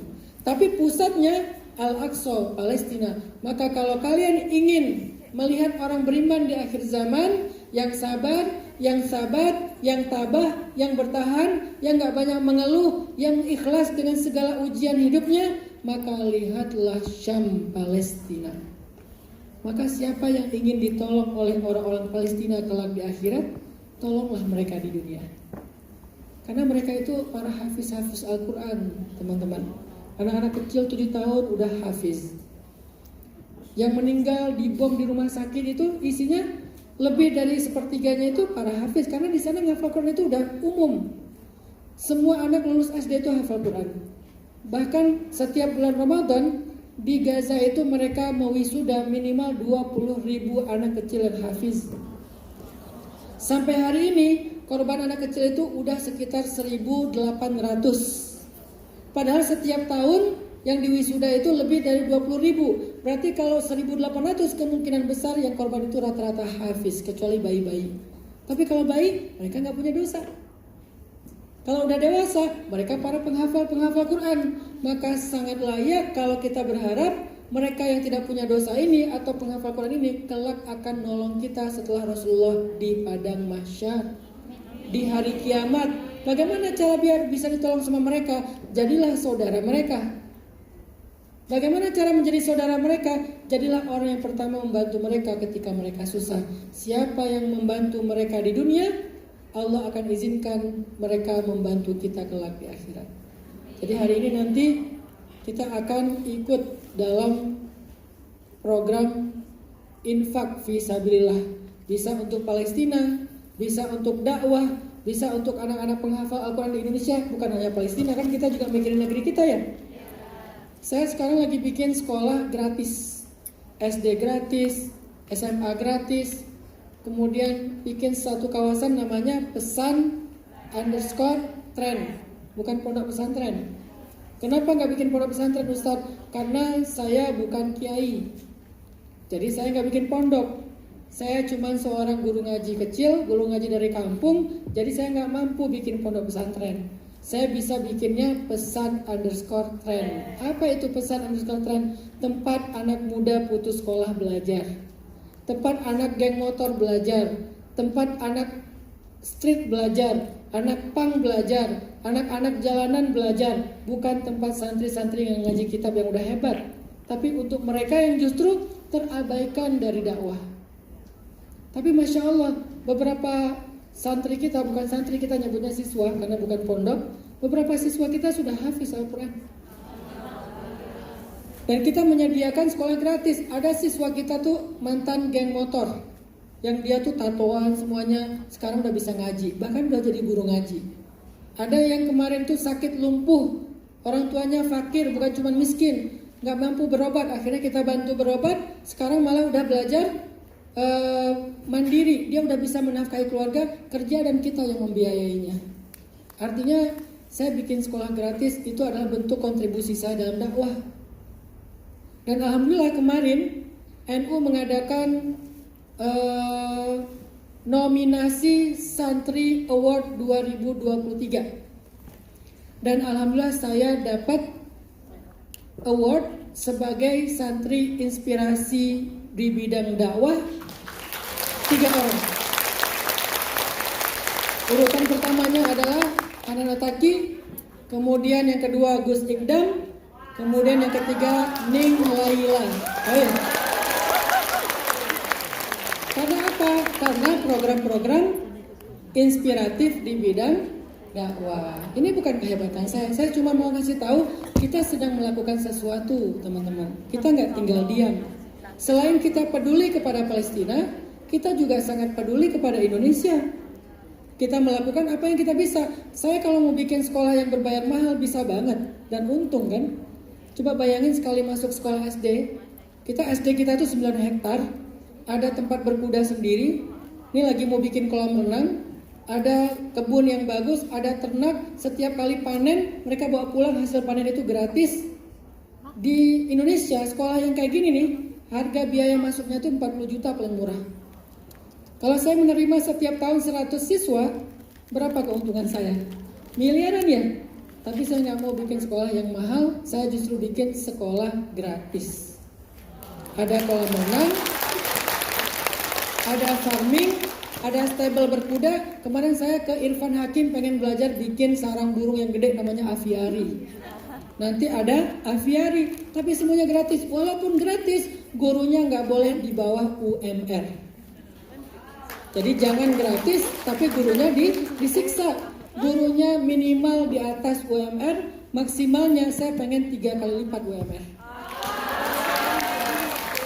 Maka dari itu saya pengen ngajak siapa yang pengen punya anak angkat hafizah, dai-daiyah, ulama-ulama masa depan, pemimpin-pemimpin masa depan, maka bantulah mereka dalam pendidikan mereka. Saya nggak bisa sendiri.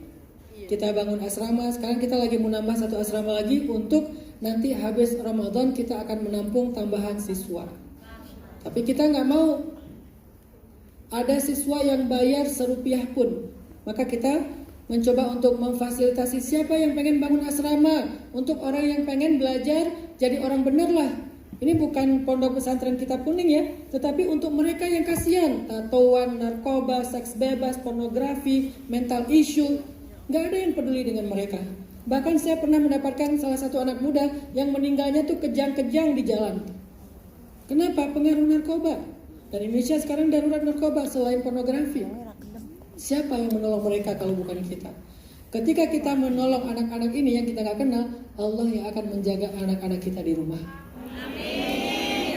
Jadi niatkan, ya Allah, saya pengen bantu anak-anak jalanan yang diasuh Ustaz Hanan untuk belajar Islam. Tolong jaga anak-anak saya, ya Allah. Niatkan kayak gitu. Insya Allah infak kita akan menjadi tadi penolak bala, merubah takdir, karena la yaruddul qada illa du'a wa la yazidu fil umri illal bir. Mudah-mudahan 4 poin ini bisa menjadi penyemangat buat kita semuanya tentang beriman kepada takdir. Gak perlu saya ulang, saya tadi ngeliat banyak banget udah nyatet-nyatet, ngerekam. Yang penting hasil rekamannya jangan diedit. Setuju ya? Kalau diedit nanti saya viral lagi. Viral saya nanti takdir. Tapi takdirnya kalau udah viral, takdirnya adalah capek ya. Mudah-mudahan bisa bertanggung jawab dengan konten-konten dakwah kita sehingga tidak menjadi syubhat dan fitnah. Barakallahu fikum. Saya serahkan lagi kepada Bunda. Silakan Bunda. Pertanyaan saya.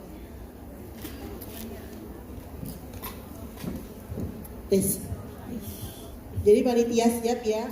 Jadi apa yang diumumkan Ustaz tadi mudah-mudahan menjadi berkahnya rezeki kita ya, untuk membantu Palestina. Jadi dakwahnya itu untuk membantu Indonesia dan membantu adik-adik kita yang sedang menimba ilmu ya. Selawatan ya. Ya kan? Jadi ada panitia. Allahumma sholli ala Muhammad. Allahumma sholli alaihi wasallam. Sallallahu ala Muhammad. Sallallahu alaihi wasallam. Sallallahu ala Muhammad. Sallallahu alaihi wasallam. Sallallahu ala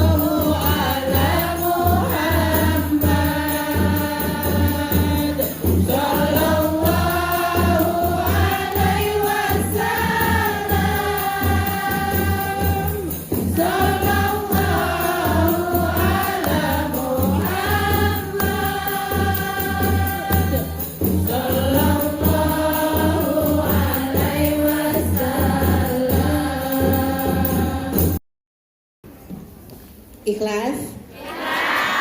Mudah-mudahan apa yang panjenengan taruh di tas merah dan hijau tadi adalah bukti cinta kita kepada adik-adik kita yang sedang menimba ilmu. Mudah-mudahan barokallah dan dengan cara Allah akan menggantikan, gak langsung di no duit sakarung di hadapan panjenengan. Itu tidak nggih. Jadi istilahnya ini diganti dengan panjenengan majikannya baik, bisa ibadah, ya kan, itu adalah rezeki yang tak terhingga dan dijaga keluarganya, nggih. Dan kita kembali kepada Ustadz sekarang sesi tanya jawab. Kepada beliau kami persilahkan. Oke. Mat siang Ustadz. Ustadz, bagaimana caranya agar bisa terlepas dari cinta terlarang?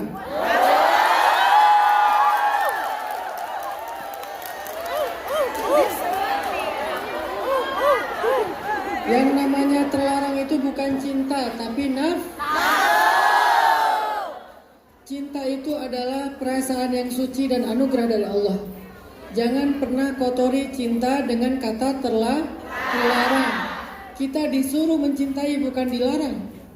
Jadi kalau ada yang kalimat cinta terlarang, itu bukan cinta tapi nafsu. Bagaimana mengendalikan nafsu? Banyak-banyak puasa. Singkat ya. Kedua, biar mengendalikan nafsu, blok orangnya. Jangan cuma unfollow, masih bisa dihubungi, blok.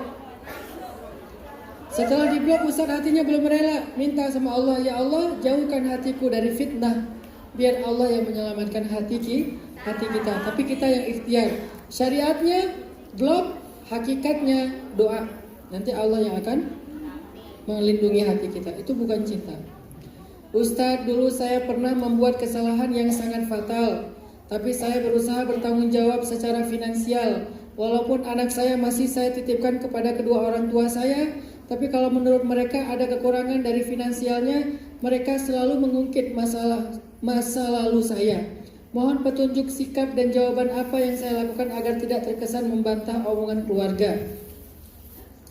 Allah saja tidak pernah mengungkit-ungkit masa lalu hambanya.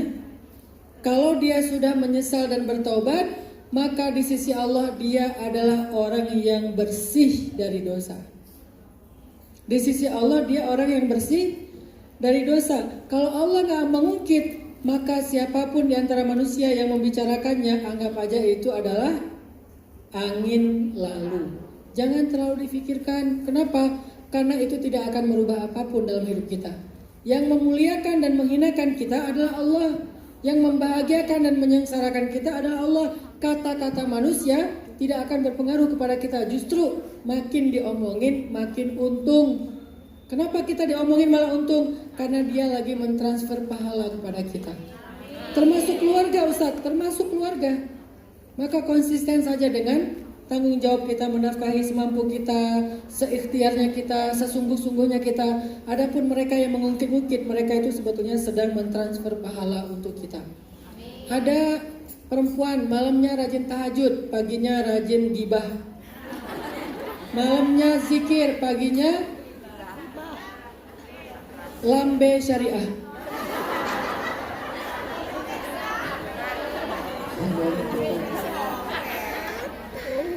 Malamnya tilawah tapi paginya gosip. Biasanya gosipnya dimulai dengan kata-kata tahu nggak.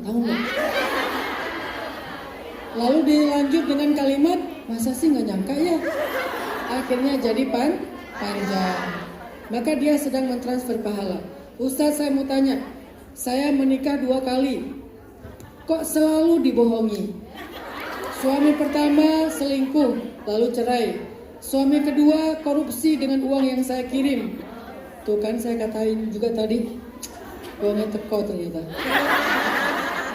Suami kedua korupsi dengan uang yang saya kirimi. Bagaimana solusinya dan apa yang harus saya perbuat, Ustadz? Jangan kirimin lagi.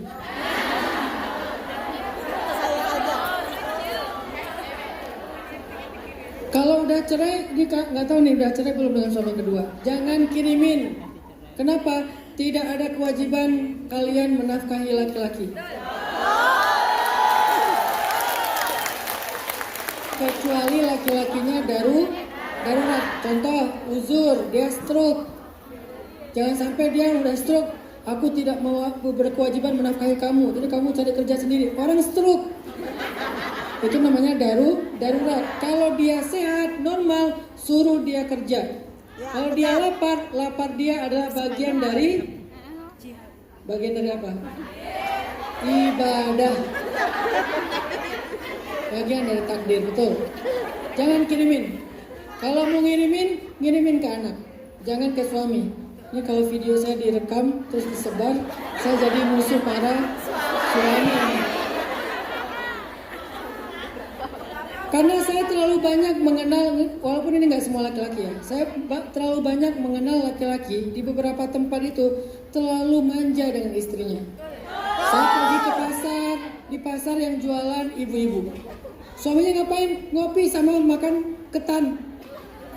Jam 6 pagi itu kan paling banyak laki-laki makan ketan sambil ngopi. Istrinya ngontel, jualan sayur, jualan ikan di pasar. Suaminya malah enak-enakan ngopi. Maka jangan dikirimi.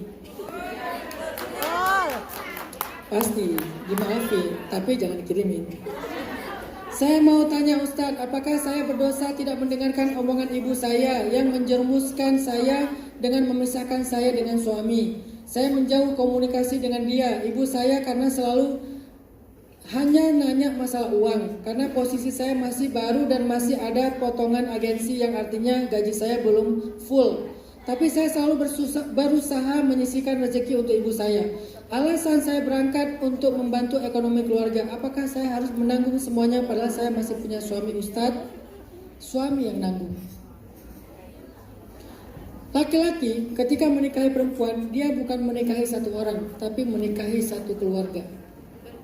Saya ketika menikah dengan istri saya, maka mertua itu adalah orang tua saya. Sehingga saya menafkahi istri sekaligus menafkahi orang tua, karena suami mertua saya udah meninggal, bapak mertua saya udah meninggal, berarti kan ibu mertua saya tinggal sendiri dan beliau tidak punya penghasilan. Saya harus rela dan ikhlas menafkahi beliau seperti saya menafkahi ibu saya sendiri. Itu kewajiban laki-laki. Di Indonesia sekarang kita udah bingung dengan hak dan kewajiban.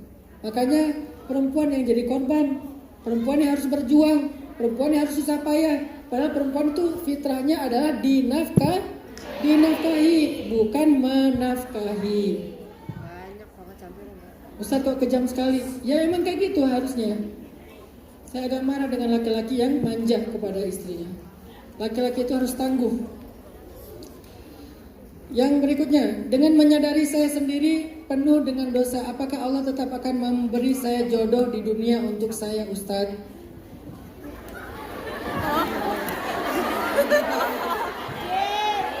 Ini dia orangnya SD, sadar diri.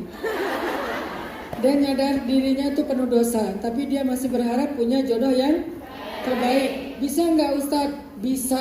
Jangan berputus asa dari rahmat Allah. Caranya apa Ustadz? Bersihkan diri kita.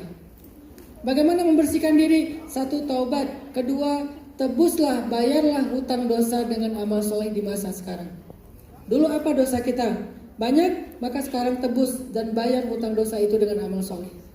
Taubatlah dengan taubatan nasuha, terutama dari dosa zina. Karena dosa zina itu harus dibayar di dunia sebelum di akhirat. Kalau nggak dibersihkan dengan taubat, kita akan siap-siap menanggung tagihan Allah untuk membayar dosa itu dengan cara yang sangat berat. Nauzubillah min dzalik. Apakah saya harus berikhtiar mencari jodoh atau saya diam aja? Sementara saya adalah seorang perempuan. Boleh ikhtiar tapi bukan dengan joget-joget di depan kamera. Boleh ikhtiar tapi jangan jadi pargoy, partai goyang. Ikhtiarnya gimana Ustadz? Ikhtiarnya ta'aruf. Tapi ta'aruf itu bukan bangunin tahajud ya. Ta'aruf itu bukan fit call tengah malam. Ta'aruf itu bukan ngirimin emoticon senyum, big heart, little love. Bukan ini ta'aruf. Ta'aruf itu adalah mencari tahu tentang dia. Bisa lewat perantara, bisa langsung kita sendiri, tapi lebih baik dengan perantara orang yang kita percaya. Kalau itu memungkinkan, itu namanya ta'aruf. Pengen lebih kenal, bukan pengen mesra. Kalau fit callan itu bukan ta'aruf, itu bermesraan, beda. Tunggu nanti aja kalau udah halal, gak perlu pakai kamera langsung. Gak usah dilanjutkan ya kalimatnya, cukup segitu. Saya seorang janda beranak 1 yang baru saja menikah lagi dalam rumah tangga. Saya bingung antara harus menetap dengan suami atau dengan anak, karena anak saya gak mau ikut suami. Suami saya tinggal di rumah orang tua saya, makanya saya lari bekerja ke sini. Masya Allah. Pilihannya luar biasa ya. Akhirnya daripada si malakama, mending saya pergi ke Hong Kong. Milih anak, suaminya yang kecewa. Milih suami, anaknya yang sedih. Akhirnya saya ke Hong Kong. Masya Allah. Luar biasa ikhtiarnya, itu pengorbanan ya. Apa solusinya Ustaz? Itu udah dapat solusinya kan? Insya Allah nanti Allah akan memberikan petunjuk kepada keduanya. Doakan aja. Tapi yang pasti ini kedua-duanya ini nggak bijak nih. Nggak boleh anak menghalangi ibunya menikah atau bersama dengan suaminya. Dan nggak boleh juga suaminya itu membatasi dirinya di dalam pelukan ibunya, terus dia nggak jadi ngapa-ngapain kepada istrinya atau nggak berusaha untuk mendekat ke keluarga istrinya. Suaminya dong mendekat ke keluarga istrinya. Suaminya dong bujuk anak-anaknya. Anak-anak itu kalau dibujuk mungkin bisa aja nih suaminya juga di sana, anaknya di sini. Yang bingung istrinya. Ini lagi-lagi nih laki-laki nggak benar nih. Harus suaminya yang datang untuk membujuk anak sambungnya supaya anaknya akhirnya berdamai. Anaknya nanti dari ibunya difahamkan pelan-pelan. Tuh ayah sambung kamu kan udah niatnya baik, pengen ngajak kamu ngebakso, pengen ngajak kamu jalan-jalan. Sampai kapan kamu akan kayak gini terus? Dia udah niat baik loh. Lama-lama kan luluh juga hatinya. Tapi kalau anaknya di sini, suaminya di sana nggak mau ada yang ngalah, akhirnya kita yang ke Hongkong kan kasihan. Ini yang jadi korban adalah istrinya. Saya seorang janda anak satu. Dari tadi.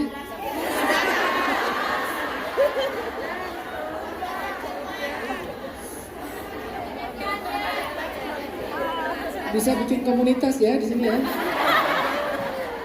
Komunitas janda fisabilillah ya. Masya Allah. Saya seorang janda anak satu. Selama 10 tahun menjanda, saya tidak pernah memiliki hubungan sama laki-laki karena anak saya tidak mengizinkan saya menikah lagi. Nah ini lagi nih.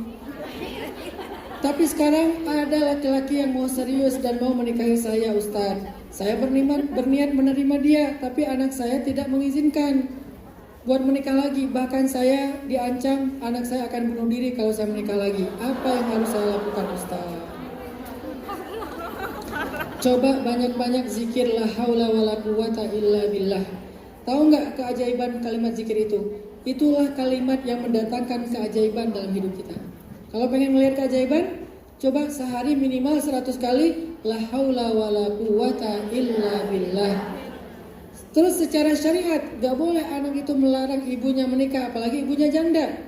Bahkan seorang janda tidak perlu meminta izin kepada walinya untuk menikah. Walaupun saat menikah harus dengan wali, tetapi tidak perlu meminta izin. Walinya tidak boleh menghalangi.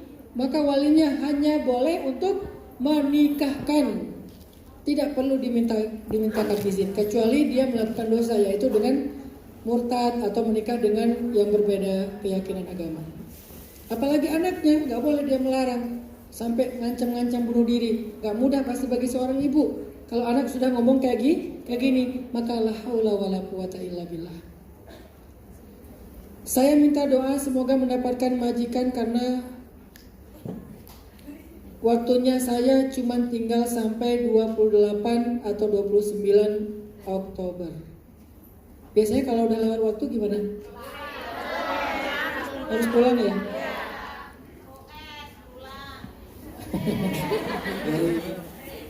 Bagaimana hukumnya memberi uang untuk suami karena menjaga anak yang spesial? Sengaja saya melarang suami untuk bekerja meninggalkan anak sendirian. Boleh, tetapi lebih baik suaminya yang bekerja. Fitrahnya ibunya yang merawat anaknya. Kenapa? Gak akan pernah sama sayangnya ayah dengan sayangnya ibu kepada anak. Gak akan pernah sama. Tapi kan kita kadang-kadang gak selalu ideal. Realitasnya tidak ideal. Makanya saya bilang di awal boleh. Walaupun idealnya adalah suami yang bekerja.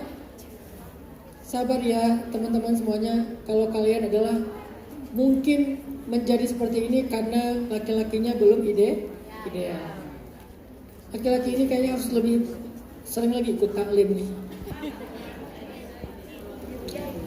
Semoga mendapatkan majikan segera mungkin dan majikannya adalah majikan yang baik. Ustadz, tolong beri saya petunjuk bagaimana sikap saya kepada suami yang selalu cemburu sampai semua sosmed disadap. Ini suami atau intelijen ya? Padahal suami saya tidak pernah memberi saya nafkah selama menikah. Saya sebagai tulang punggung tetapi tidak pernah dihargai. Jual aja suaminya. Udah gak nafkahin, jadi intelijen. Terus gimana Ustadz? Pilihannya dua. Kalau bersabar, maka kesabaran kita akan dihargai oleh Allah. Kalau gak kuat,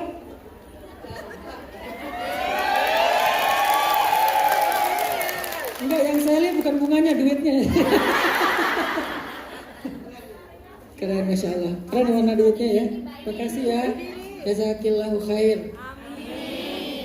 Tadi apa tadi? Jual aja suami. Saya agak marah dengan laki-laki yang seperti ini. Gak laku ya, karena gak ada harganya. Maksudnya kita punya dua pilihan. Sabar, maka itu baik. Insya Allah sabar kita akan dihargai oleh Allah. Tapi kalau kita nggak kuat, kita nggak ada paksaan harus kuat, harus bertahan. Yang harus kuat itu adalah laki-laki. Makanya ayatnya ar-rijalu qawwamuna 'alan nisa. Laki-laki itu tegak sehingga menjadi pegangan bagi istrinya, bukan malah istrinya yang menjadi pegangan bagi suami. Ini laki-laki macam apa ini? Lama-lama dia pakai rok, nggak boleh kayak gini ya. Bagaimana cara lebih ikhlas? Saya ditipu teman sendiri sekitar $40.000. Berapa $40.000 itu? 80 juta. Sekitar 3 bulan yang lalu saya baru ditipu teman saya 200 juta. Terus apa Ustaz ikhlas? Ikhlas. Ustaz mau ketemu dia, udah saya blok. Tapi Ustaz maafin dia, saya maafin kok. Saya maafin dia, saya ikhlas. Gara-gara saya ikhlas, Allah sudah menggantinya berlipat-lipat. Sebentar, waktunya berapa menit lagi? 5 menit lagi.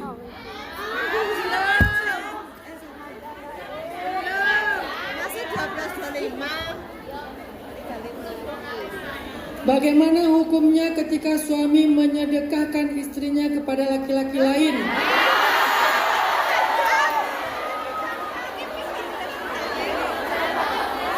Ini bukan manusia, ini setan ini.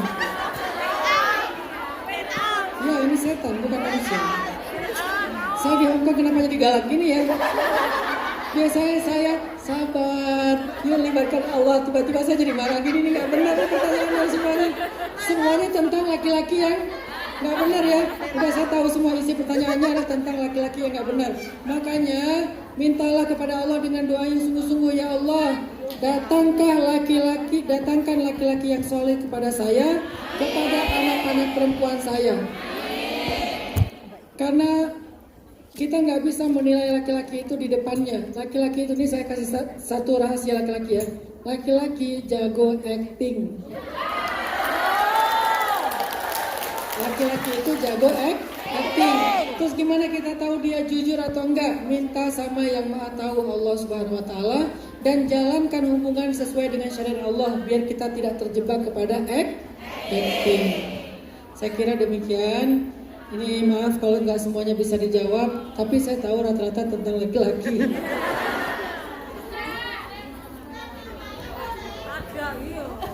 Waktu pertanyaannya udah habis, mohon maaf ya. Ini sengaja saya nggak jawab semuanya biar diundang lagi sama Bunda Nuris. Pokoknya kalau bawang saya di rumah habis, saya ke Hongkong ya.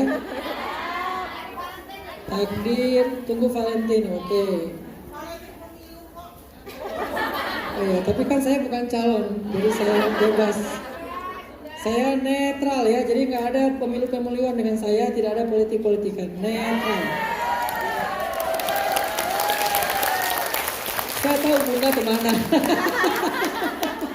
Insya Allah saya netral. Yang penting siapapun yang menang pemilu, kita akan bekerja sama untuk membangun Indonesia. Barakallahu fikum. Saya kira demikian. Mari kita tutup dengan doa. Pertama, mendoakan diri kita dan keluarga kita. Kedua, mendoakan suami kita, anak-anak kita. Dan yang ketiga, kita doakan bangsa kita. Yang keempat, yang istimewa juga kita doakan Palestina atau saudara-saudara kita di Gaza. A'udzu billahi minasy syaithanir rajim.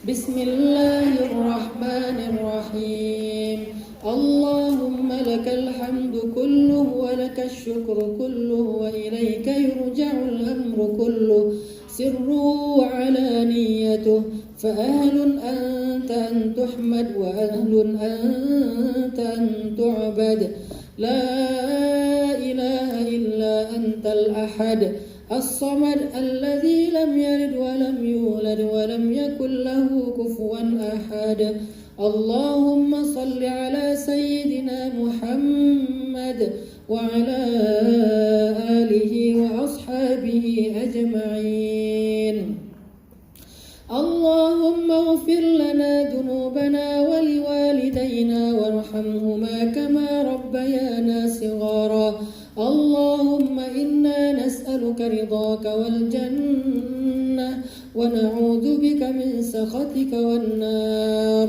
يا حي يا قيوم يا حي يا قيوم برحمتك نستغيث أصلح لنا شأننا كله ولا تكلنا إلى أنفسنا طرفة عين ربنا هب لنا من أزواجنا وذرياتنا قرة أعين ربنا هب لنا من الصالحين ربنا هب لنا من لدنك ذرية طيبة إنك سميع الدعوات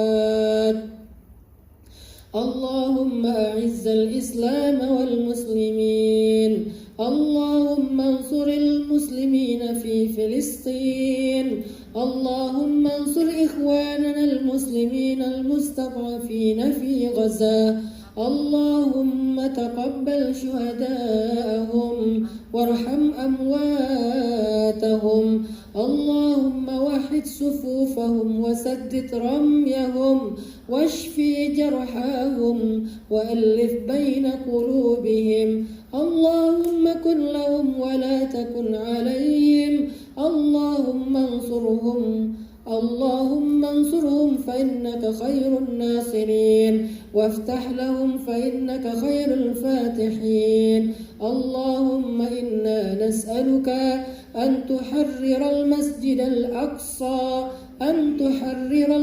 الأقصى المبارك من أيدي الغاصبين ربنا آتنا في الدنيا حسنة اللهم أعطي كل واحد منا مسألته وقضي كل واحد منا حاجته ربنا آتنا في الدنيا حسنة وفي الآخرة حسنة وقنا عذاب النار وأدخلنا الجنة مع الأبرار يا عزيز يا غفار يا رب العالمين اللهم تقبل دعاءنا ببركة قراءتنا الفاتحة.